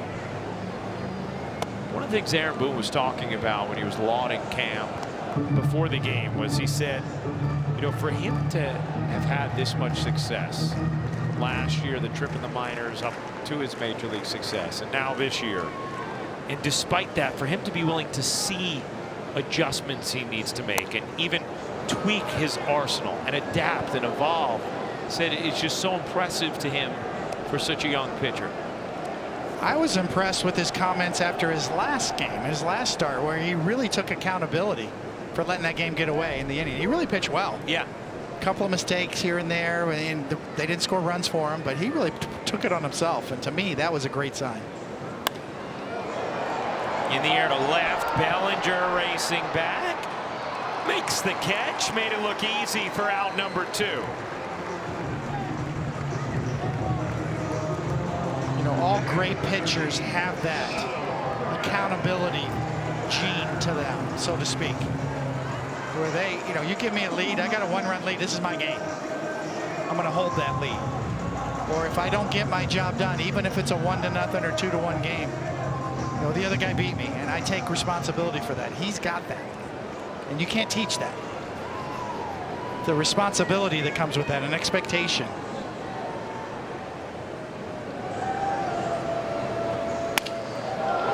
Off the hands, into left, Bellinger there. Another incredibly efficient inning for Cam Schlittler.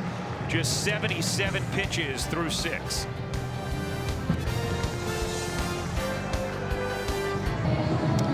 Well, tonight's injury report brought to you by Montefiore Einstein, the official hospital of the New York Yankees. And Max Fried played catch yesterday, the first time since being shut down, so that's a bit of a mile mark, although he's not going to be ready for a bit.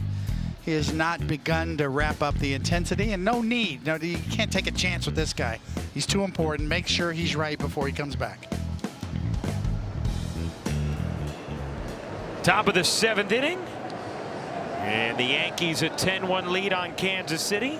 Looking to lock down the series win tonight after taking the opener in a dramatic game yesterday. Anthony Volpe, the big 9th inning hit. And is this going to be it for Cam? Yeah, I think it's, hey, save some bullets. I agree. You know, yeah. 30 years ago, this is a game that, you know, maybe the starting pitcher would complete. Go ahead and save your bullpen. But in today's game, with the extra relievers down there and plenty of guys that need the work, save the bullets for Cam Schlittler. It's a 10-1 game right now. 77 pitches. And just another incredibly effective start from Cam. It's just, David, you just expect it every time out, and it's because he does it every time out. Stays aggressive, challenges hitters, gets a lot of late swings. You know what Cam Schlittler gets a lot? He gets a lot of hitters looking at the scoreboard going, what was that? Was that the cutter? Was that a sinker? Was that a four-seamer? I mean, the subtlety of the movement on his pitches. Wells down on strikes. Hey fans, Yankees games on, yes, are streaming live on the Gotham Sports app, included for free with your eligible TV provider subscription. Download and sign into the Gotham Sports app now and check out all the great Yankees content, including pregame features, postgame sound, the award-winning kids show Bronx Buds, and much more.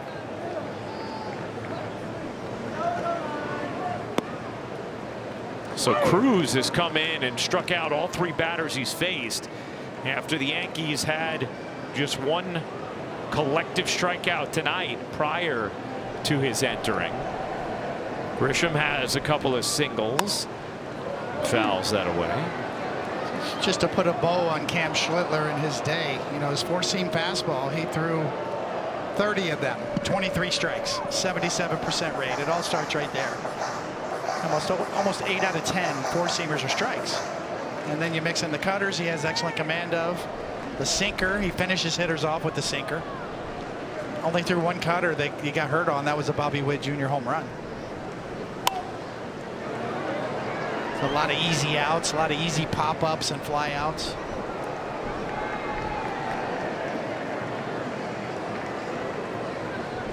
And he gets a little bit of a rest in the back end of this start after he threw 106 pitches, season high tying last time out.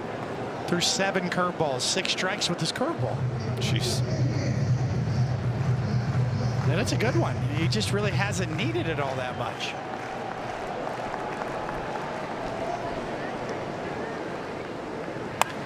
Grisham powers that. Deep right field. Caglione will watch it fly. Trent Grisham goes yard. His 7th home run of the season, his 3rd hit of the night, and the Yankees keep coming. It's 11-1.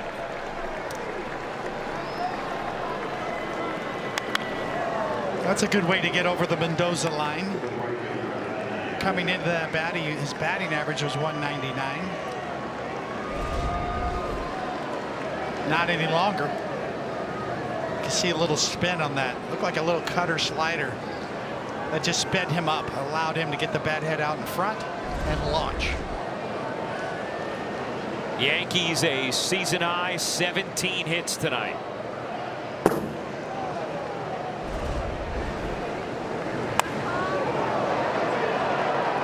There's no cheap home runs in this ballpark. So if you're hitting them out of here, they're pretty much going out anywhere.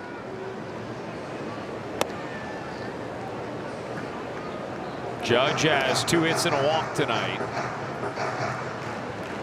An RBI.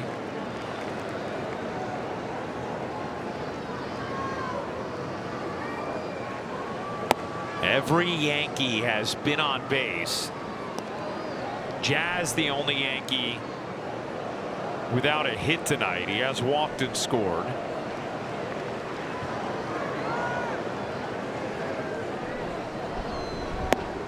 And Judge will take the walk. Yankees return to Prime tomorrow to take on the Royals. Don't miss a minute of the Yankees. Beginning at 7, only on Prime. Garrett Cole will make his 2nd start back in that one. You wonder if it might be time to get Judge out. And looks like it is, as Schumann will run for Aaron Judge. You steal innings where you can with this guy. You look at mile markers throughout the season. Aaron Judge, even though he walked there, he came into that at bat with 199 at bats. So right around 200. You figure he's going to get well over 600 if he stays healthy. So you're looking at mile markers on the season. He's on pace for another 50 home run season to be the first player in baseball history with 5 50 home run seasons if he can pull it off. So Schumann, the pinch runner. Now originally Aaron Boone had said he was planning to give Judge a day off here in Kansas City, but then with the rain out Saturday, that tweaked his thinking, and so now today you can give him at least a few innings off. 2 hits, 2 walks tonight for the captain, who has snapped out of his little funk where he was 0 for 15, 3 straight productive offensive games. And Yankees with another off day Thursday, traveling to Sacramento. That's right.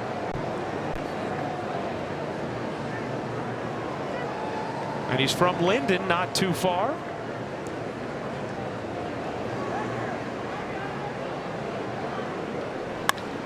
Bellinger skies that to center. Isbell will track it down for the second out. I got a great breakfast spot for you in Sacramento. Forget if it's bacon and butter or butter and bacon, but that's the name. The order, I can't tell you. What I can tell you is you go there, you will have an incredibly delicious, indulgent breakfast. Bacon and butter. Bacon and butter. Okay. Or butter and bacon. Well, Sacramento has my Kings. You know the Kings were here. Yes. Bacon and butter. It's Kansas City Kings. And really, my formative years, and I was a huge Kings fan. So did your fandom travel to Sacramento then? I'm still mad at Sacramento. Yeah, I get it. I still follow the Kings. How about that? I mean, I know you follow hoops, David. I didn't realize the Kings were your team. But of course, it makes sense. It actually, at one point, was the Kansas City Omaha Kings. They split the schedule with Omaha, Nebraska, which is probably why they moved to Sacramento. But Tiny Archibald. Nate Archibald was in his prime. He was something to watch back then. Scott Wedman, Sam Lacey.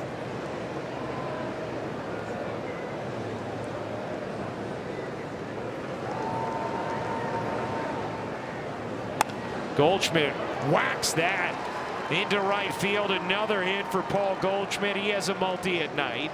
First and third now with 2 out. Otis Birdsong. Oh, yeah.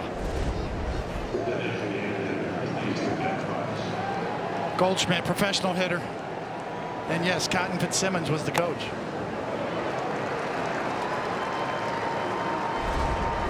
Went to a Western Conference Finals in '81. My senior year of high school. There's a lot going on in your sports world at that time. Had an NHL team too, the Kansas City Scouts, that I saw growing up here. They didn't last too long. I think they actually ended up in New Jersey, I believe. Eventually.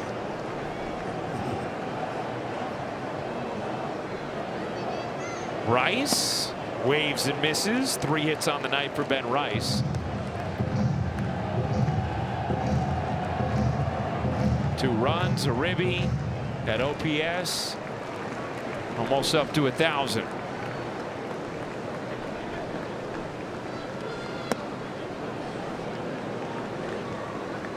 Have you been to the Kings' new arena, the Golden One Center in Sacramento? No, I haven't. Really nice. Of course, their head coach a couple years ago was Mike Brown, who led them back to the playoffs. Now he's leading the Knicks to the finals. The Kings have had a penchant for firing coaches who bring them success they haven't experienced in a long time, and then watching those coaches do great things other places. Michael Malone and now Mike Brown. Might want to rethink that process organizationally.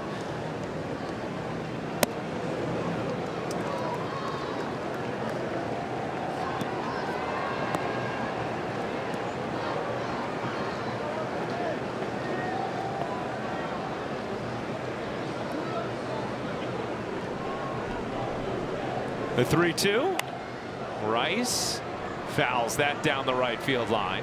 I saw Kareem Abdul-Jabbar get in a fight with Sam Lacey one night at Kemper Arena. Did you? They went at it, and I was pretty close down because late the ushers would lay you down, and Kareem said to Sam Lacey, he said, "You keep messing with me, I'm gonna knock some of that ugly off your face." That was the line. Man, you were close enough to read the lips yourself. To this day, still the best line I think I've ever heard.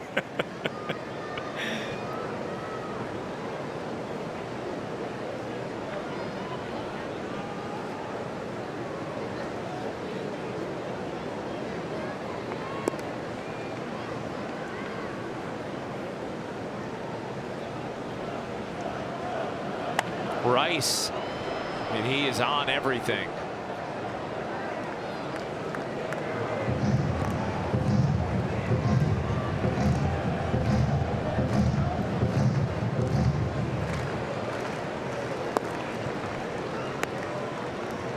Ninth pitch of the at-bat upcoming. And Rice chases there on a nasty cutter to end the inning. But Trent Grisham adds another run for the Yanks. A season high 18 hits for the Bombers tonight. It's 11-1 through 6.5.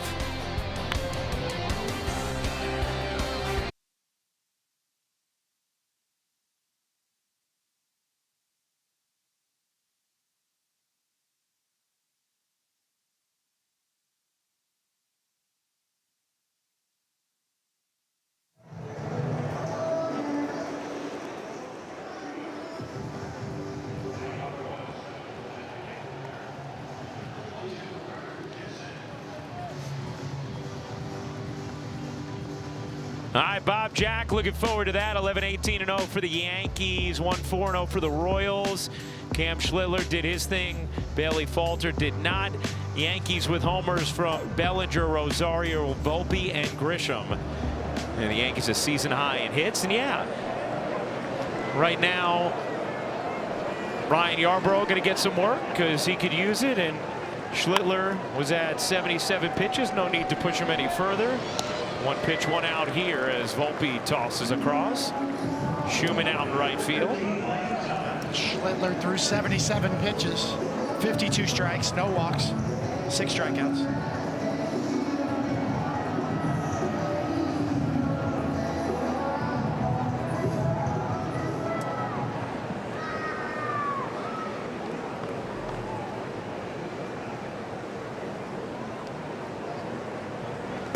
The no walks is the thing, right? I mean, to have that kind of a power arm and that kind of control. And that kind of guts, you know, here it is, hit it. A lot of the here it is, hit it. He's aiming down the middle. For him, what he's figured out, it's a race to get to 0-2. And for every pitcher, that should be the mission, really. Especially in today's game with this strike zone and the challenge system.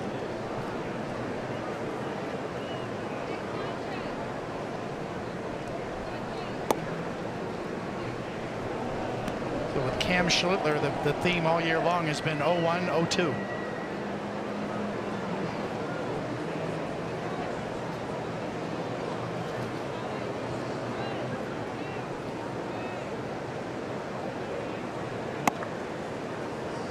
There's a strike, 3-1. You know, after that first game against the Rays, Aaron Boone did say, hey, I felt like even though we didn't score a lot tonight, this felt a little different to me. It felt like our offense had good at bats, getting close. And now some clutch hitting the last 2 games and some tight games and a big breakout tonight as you feeling a whole lot better about the offense.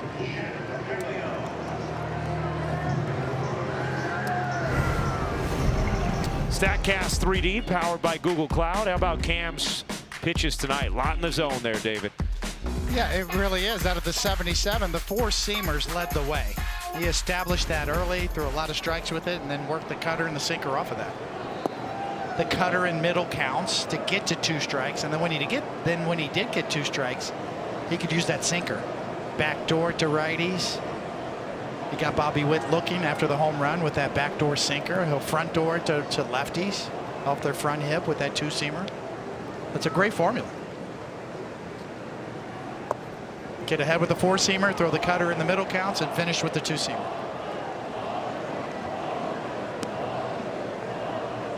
Two 2-0 on Caglione.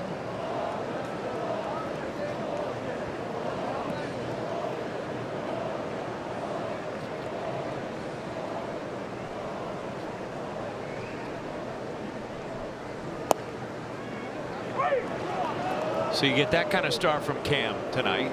And then you get to throw Garrett Cole tomorrow. Pretty good.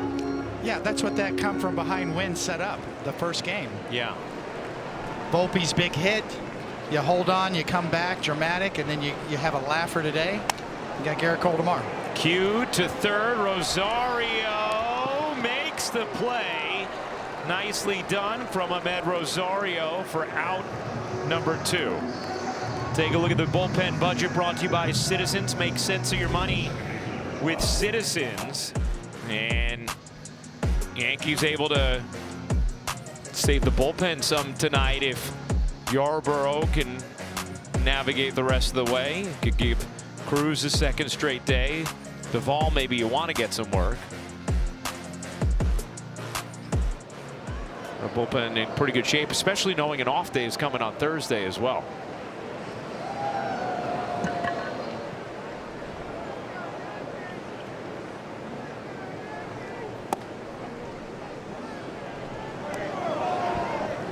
Beautiful sky.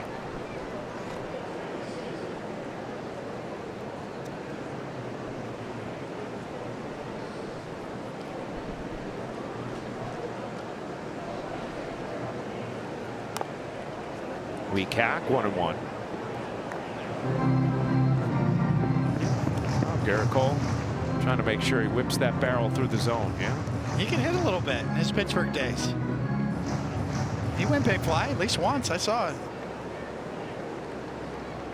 I never had a homer. I never in my whole career. no. Warning track power.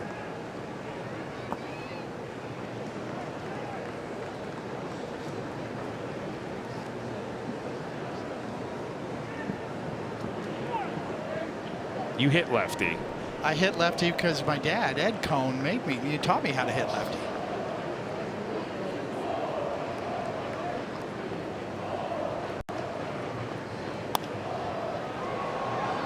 Fly ball, shallow left center, and Grisham calls off Bellinger at the last moment for the final out of the 7th. Garrett getting ready for tomorrow. The Yankees with 2 innings left tonight.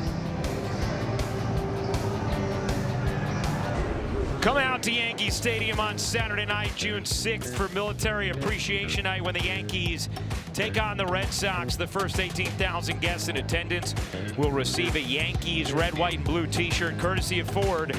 Tickets are going fast, so get yours today at Yankees.com.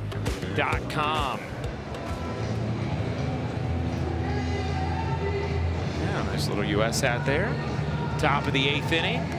11-18-0 for the Yankees, 1-4-0 for the Royals. Ryan Rucco, David Cohn, Justin Shackle with you, our entire Yes Network crew. We appreciate you hanging out with us on a Tuesday night. Garrett Cole tomorrow night on Prime in the series finale. Eli Morgan, no runs allowed his last 6 appearances. Rosario's had a huge night, 3 hits, a homer.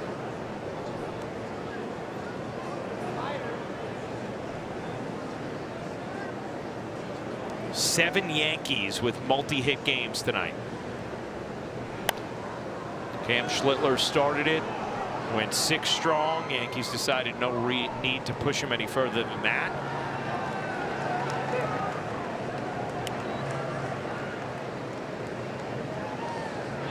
Some changes defensively for Kansas City.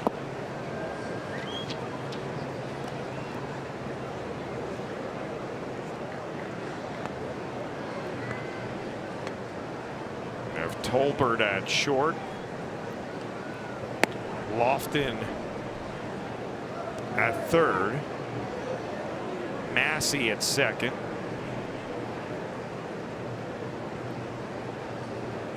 Marte in right. As Rosario rolls that to Tolbert. Hustling down the line, just got him one away.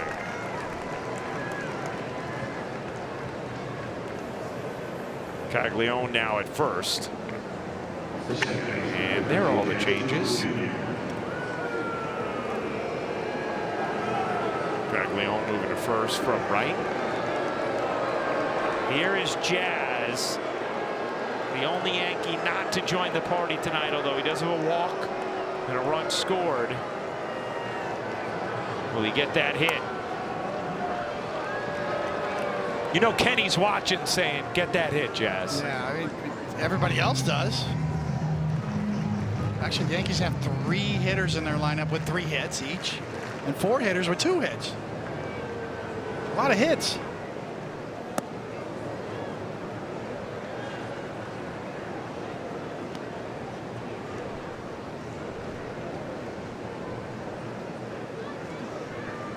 A lot of hits. Season high, 18 hits. Chisholm slams that. Chisholm has entered the party. Might have found a trap door out there in right. His 6th home run of the year, and it's 12-1 Yanks.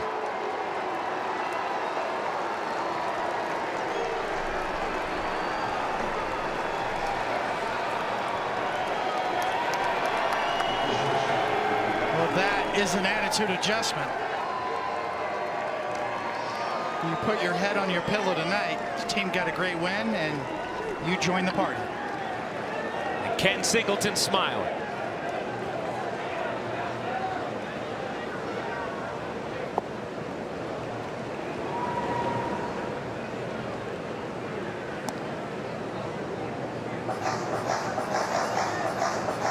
He's the missing link in the middle of their offense. When he gets going, that offense, the lineup just lengthens so much.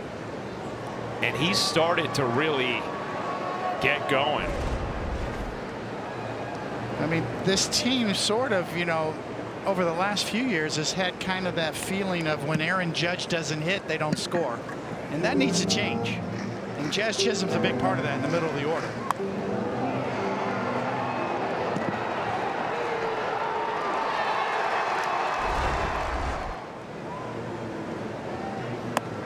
Last 11 games entering tonight, Jazz a .425 batting average, an OPS over 1100, and adds a home run tonight.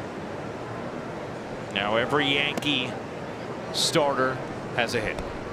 I mean, when you think about it, with Volpe, Caballero, and Jazz Chisholm in the lineup at one time, that gives them diversity in terms of speed, different ways to score runs.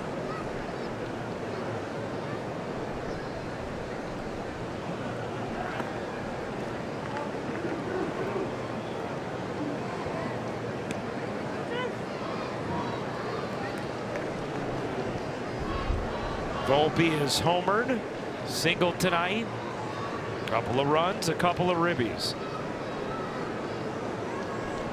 And Volpe whacks that into right center field. That'll roll to the wall.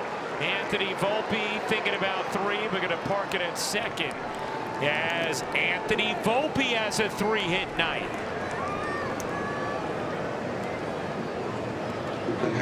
Hey, tonight on Yes, host Gracie Cashman sits down with former Yankee and current Yes analyst, our friend, our colleague Joe Girardi, for a deep dive into the numbers that defined his career. Watch a new episode of The Story of My Number presented by the New York Lottery tonight, following Yankees coverage on Yes and the Gotham Sports app. Love that show and looking forward to Joe's episode.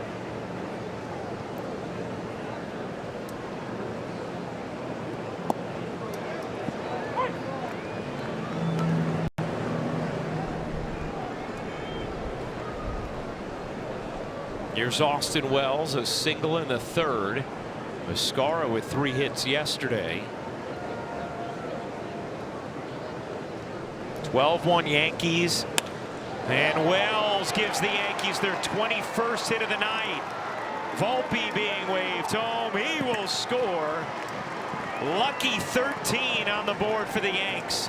It's 13-1.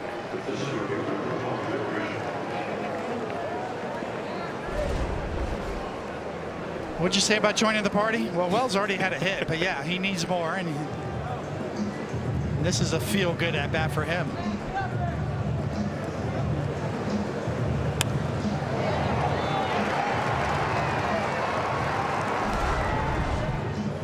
You know, we talked before about the Royals and their history and Salvi Perez, and there's only 3 numbers that are retired. Eli Morgan's wearing number 34, which was a hero of mine growing up, a guy named Paul Splittorff, wore number 34.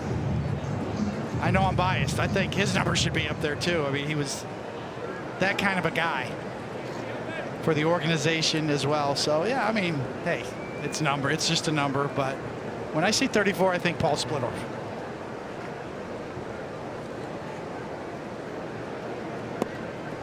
You know who I think about with those teams, David? I think about Dennis Leonard, because he grew up in Island Park, Long Island, which is where my dad and his brothers are from, and my Uncle Joe was best friends with Dennis growing up. So they all played Little League together. So I grew up hearing stories about Dennis Leonard and those Yankees Royals battles. And wow, I did not know that. Yes. Love Leo. Yes. I actually wore his number 22 one year as a member of the Royals to honor him. How about that? So he was a little inspiration for you too as a kid. He was, absolutely. He's a great pitcher for the Royals. 3 times he won 20 games for them.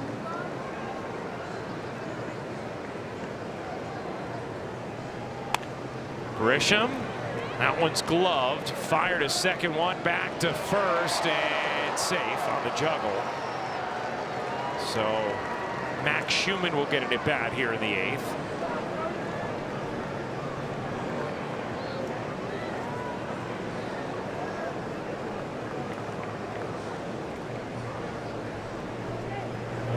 You know who didn't like facing Paul Splittorff? Reggie Jackson. Did not like facing Paul Splittorff.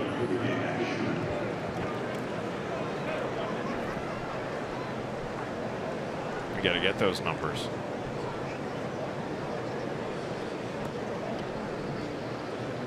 I think there was actually a playoff game in there where Reggie did not start because Splittorff was starting. Billy Martin sat him. And he came in and pinch hit that game, I believe, late. And ended up being a big part of that game late, but did not start because Splittorff was starting.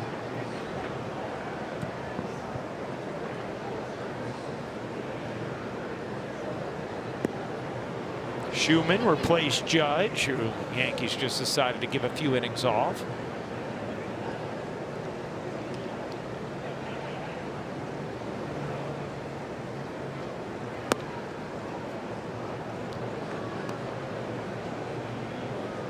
Schumann got a late invitation to the party, but he could join it here too. Reggie helped spark a comeback, game 5, 77 late. Off the bench. Off the bench. Can you imagine how that conversation went before the game? Billy Martin calling in Reggie saying you're not in the lineup in a playoff game. I can imagine how that went. Yeah.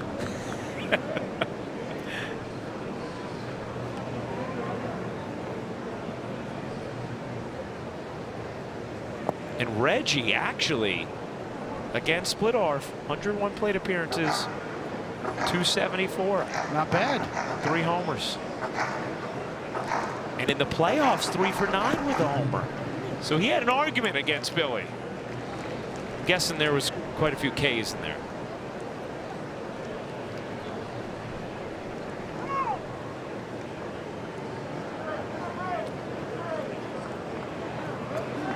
Caballero on deck to hit for Bellinger.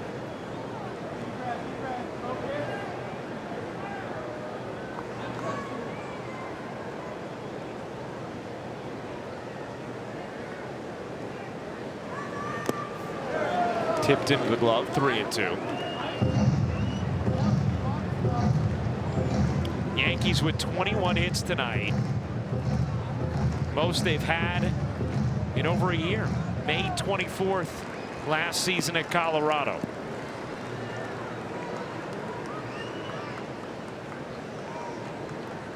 And 3-2 is high and in, ball 4, and Schumann is on.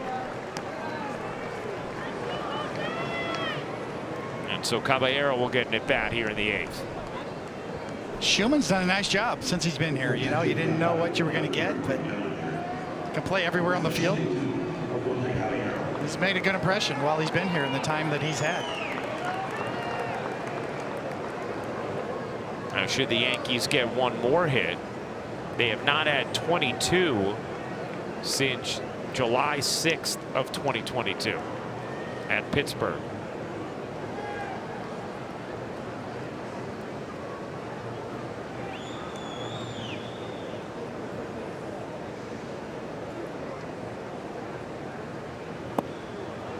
0-1 on Caballero.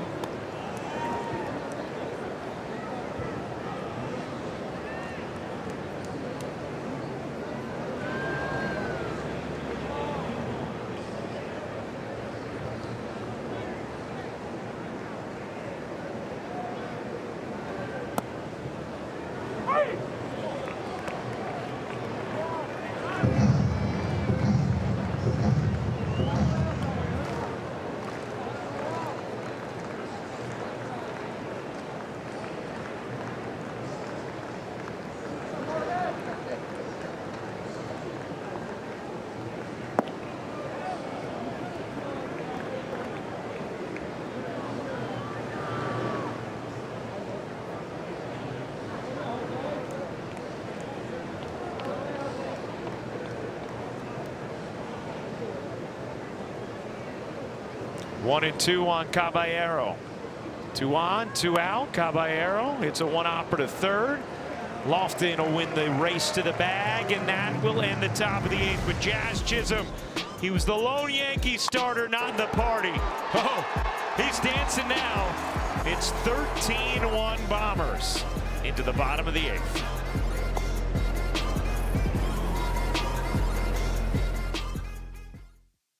Friday on ES, the Yankees head west to kick off a weekend set with the A's. Extended coverage starts at 7:30 with 2 full hours of pregame leading up to first pitch at 9:40 on ES and the Gotham Sports app. When's Vegas going to be ready? You've been waiting for that, huh? Bacon and butter not enough to keep you there? Bacon and butter's okay. The memories of your Kansas City Kings. All okay. Good. All good, but Viva Las Vegas. I hear you. Kind of anxious to see what that stadium looks like. Yeah. When it's done. 2028.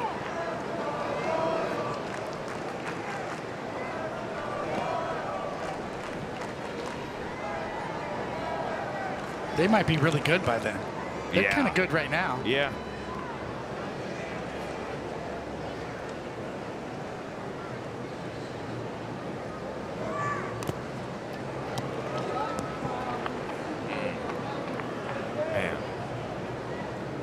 It really does feel like Austin Wells takes a beating back there. We know every catcher does to a certain degree, but it just feels like it's beyond the norm for Austin Wells.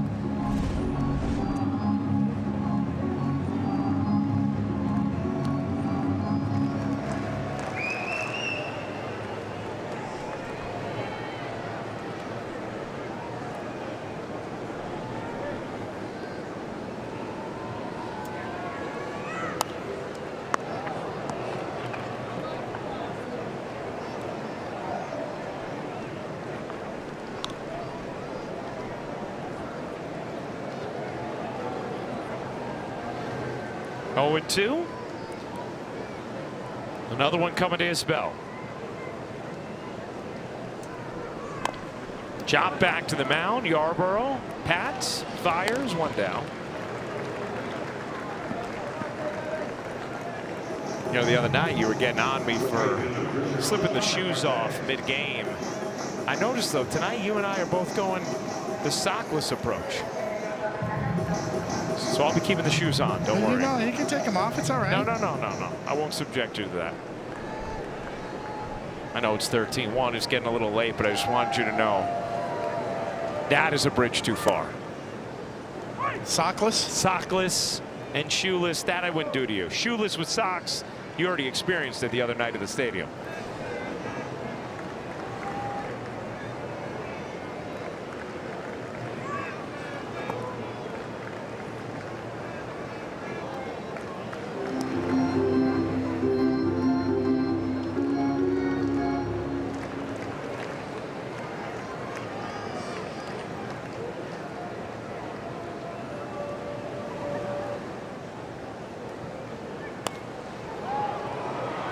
Fly ball, left field.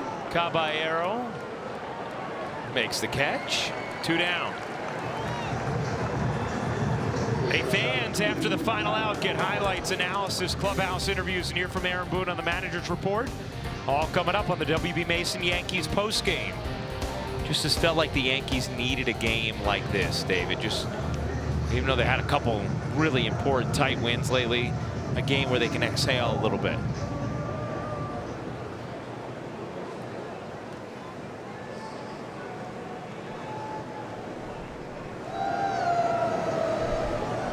Comes at the expense of the Royals.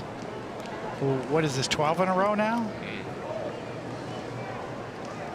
That's a losing streak that is compounding.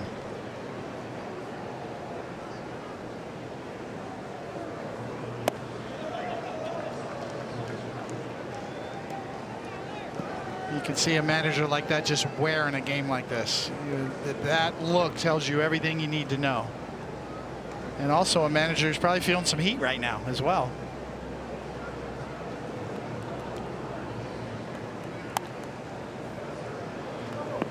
They lost a couple of the front end starters and their closer. So their pitching staff has been decimated. I think this would be 12 of their last 16 that they've lost. Yeah. And against the Yankees, they haven't won in a long time. Yeah. Right. Those numbers you're talking about, David, are, I mean, it's astonishing when you look at some of the history for the Yankees' dominance against Kansas City.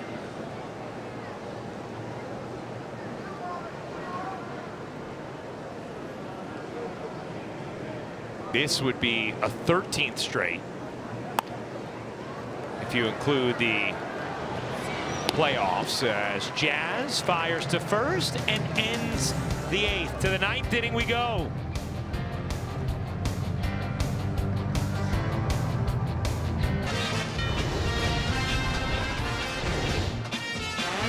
All right, here's the answer to Name That Yankee, brought to you by Prevagen.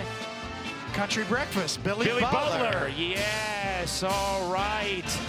Totally forget that he had that moment with the Yankees. It was about a moment. That's about all it was with the Yankees. He had a prominent career with the Royals. He could hit. One of the best. Didn't really have a position to play, but he could hit. DH. Going back at had some pop. and that is gap to gap. Tough out. Didn't he just miss their championship too? I feel like he was in Oakland in 15. So he went in 14 when the Giants won in 7 against the Royals.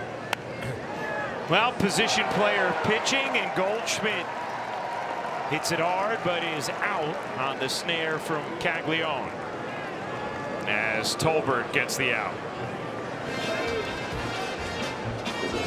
He did well in those 12 games for the Yankees. Had a huge year in 2012. Here's Ben Rice looking for a 4th hit. Boy, that is. Did our radar gun even pick that up? I think it was 47 miles an hour. 44. Second career pitching appearance for Tolbert. That is slow pitch softball.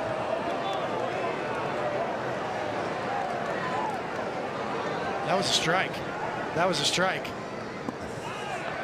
You know, when you get so much arc on it that when the catcher catches it low, it actually crossed right over the plate in the zone. Rice works the walk.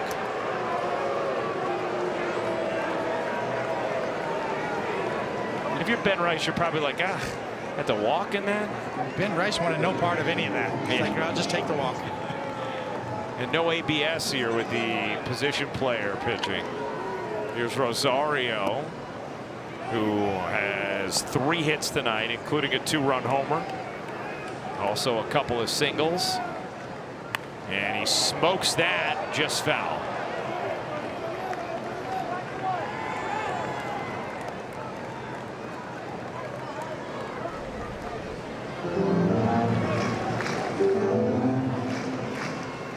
It's like he throws nothing but eephus pitches.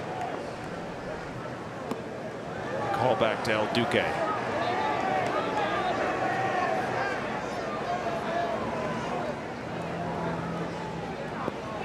Oh, yeah. 44 right over the heart of the plate. Yeah, he's getting squeezed a little bit out there. Hey, got a little more velocity there. Cooked it up to 47. 3-2. Rosario is like, I'm not taking a walk here. Whacks that into the seats. Still 3-2. This is slow pitch softball right there. Sunday Beer League.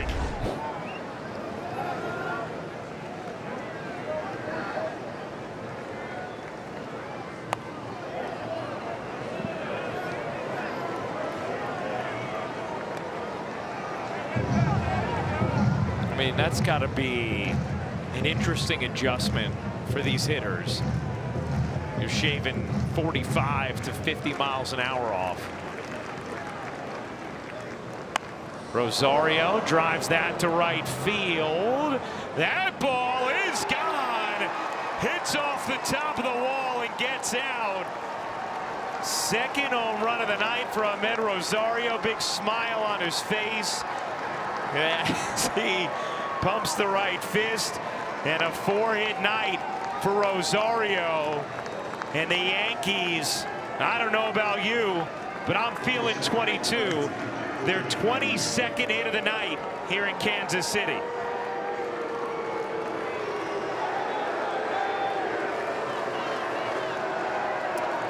Well, at the end of the year, is anybody going to remember that came off a pitcher on his total? Nope. It was off an ace in the box score.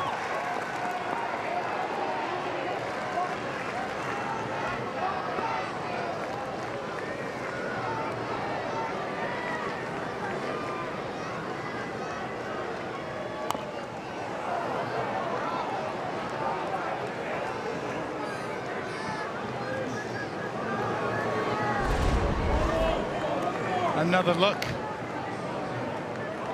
And the other way, of all things. He's been pulling them, yanking them foul right and left, and then, okay, let me let that one travel.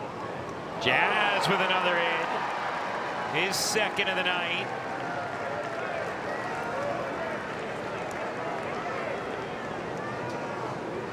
And the New York Yankees have made history. The first time in franchise history that all 9 starters have at least 2 hits.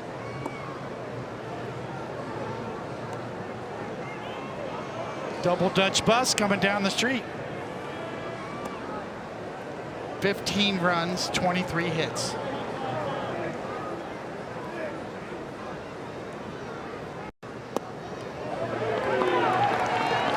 Volpe has 3 of them. And look at that. You know what word our friend and colleague Michael Kay would use? Zoftic to describe those bloated numbers. Wow. That gets deflected off of Tolbert. Nearly turns into a double play. Volpe is safe. And Wells will get an AB.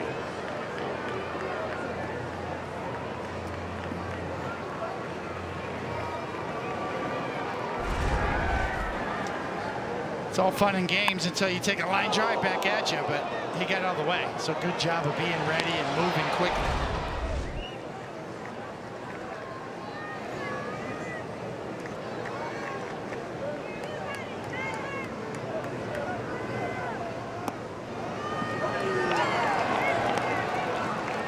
We like to say the phrase, you come to the ballpark, you see something you've never seen before. Well, today he actually did. For the first time in Yankees history, all 9 starters with multi-hit games.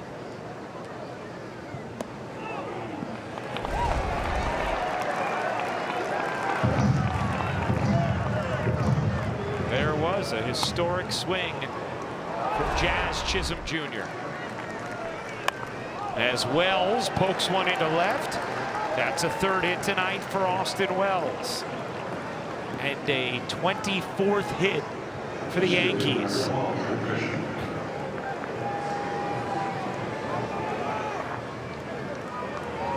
What's the Dick Vitale line? Is stat sheet stuffer? Or is that it?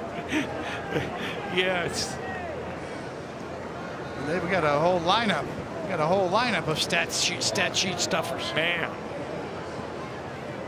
3 hits for Grisham, 2 for Judge, 2 for Bellinger, 2 for Goldschmidt, 3 for Rice, 4 for Rosario. And now Grisham will sky out for the Yankees, doing a lot of damage tonight.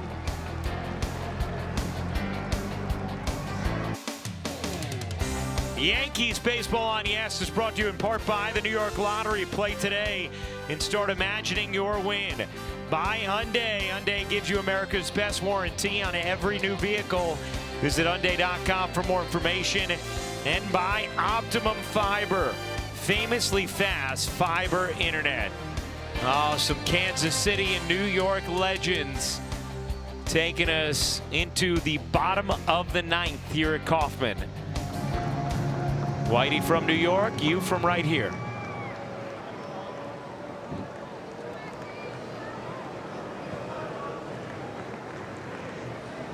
And we saw Independence, Missouri's own Harry Truman.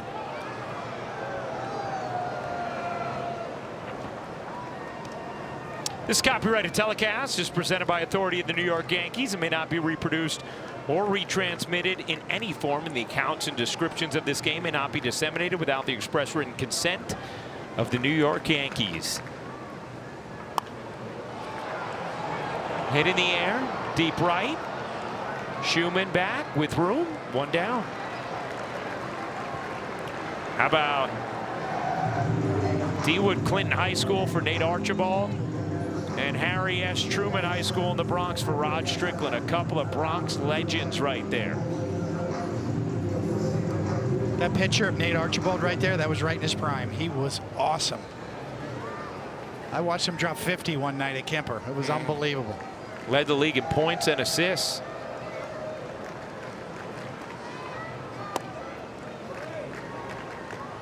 By the way, you know, this night is lending itself to a lot of interesting nuggets. First time the Yankees have had 24 hits since July 30th of 2011 against Baltimore. So it's been 15 years.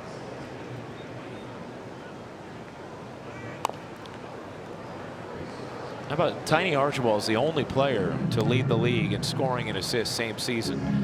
And Joker's gotten pretty close, but hasn't pulled it off.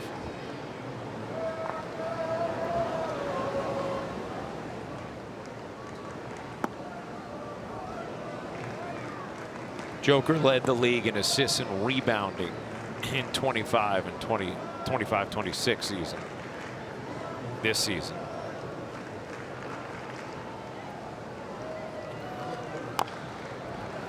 Tapped, foul.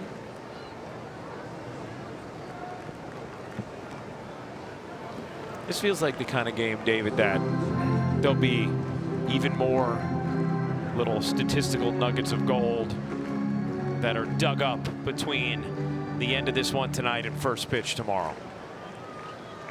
Post-game spread will taste very nice in that visitors clubhouse tonight.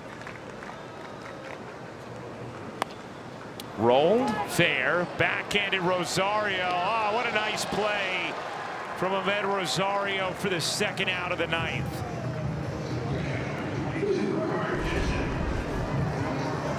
All in one motion. On the money. I mean, there's no hesitating. You got to pick it and throw it all at the same time almost, or simultaneously. 2 outs, bottom of the 9th, 15-1 Yankees lead it. Yankees are 56-18 against the Royals since 2015 if you include the 24 ALDS. And this will be their 21st win in their last 22 games against the Royals in the regular season. Should go 21-1 over a 22-game stretch.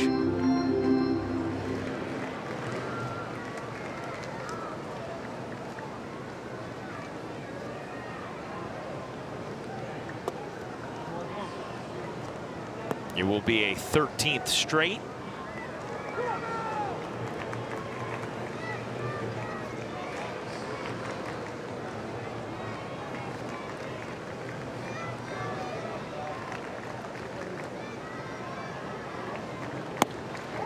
And since 1995, it'll be their 60th series win against Kansas City to just 10 series losses and 8 series ties.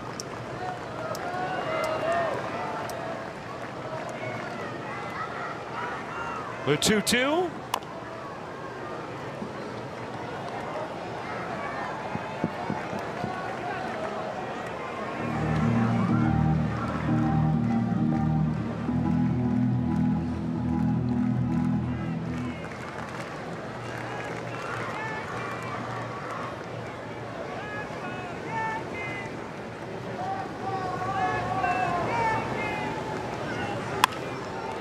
Line drive left center. That will get down for a base hit. Caballero cut it off beautifully, but that will be a double for Jensen.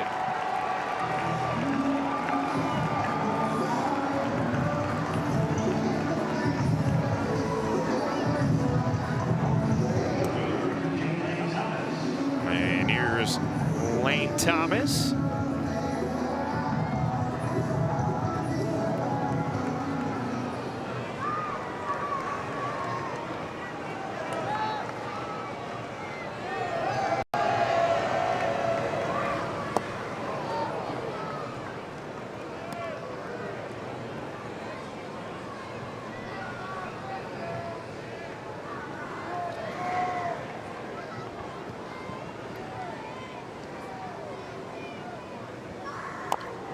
Tap back to the mound. Yarborough gloves, falls, tosses, nearly in time.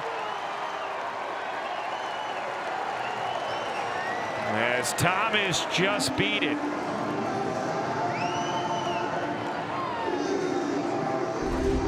Aaron Boone wants to make sure Yarborough's okay. And Yarborough says, yes, I am. Look more like his spike got caught in the ground. Yeah. As opposed to a slip. Sometimes you go to plant and your spike's catching in the turf. Kind of lost his footing. Another look. He's got it. Easy, got to turn and burn. And you see that when he planted his left foot, it just kind of caught.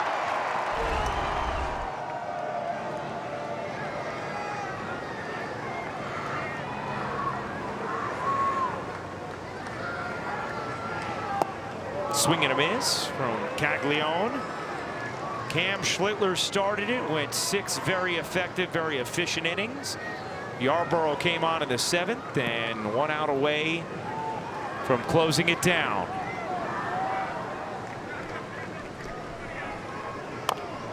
Tapped weakly, back to Yarborough. This one easier footing, and that is the ball game. The Yankees shellacked the Royals 15-1 and have won 13 consecutive games against Kansas City. Yeah, I mean, this was, as you said, Ryan, just a shellacking on all levels. Cam Schlittler was dominant on the mound.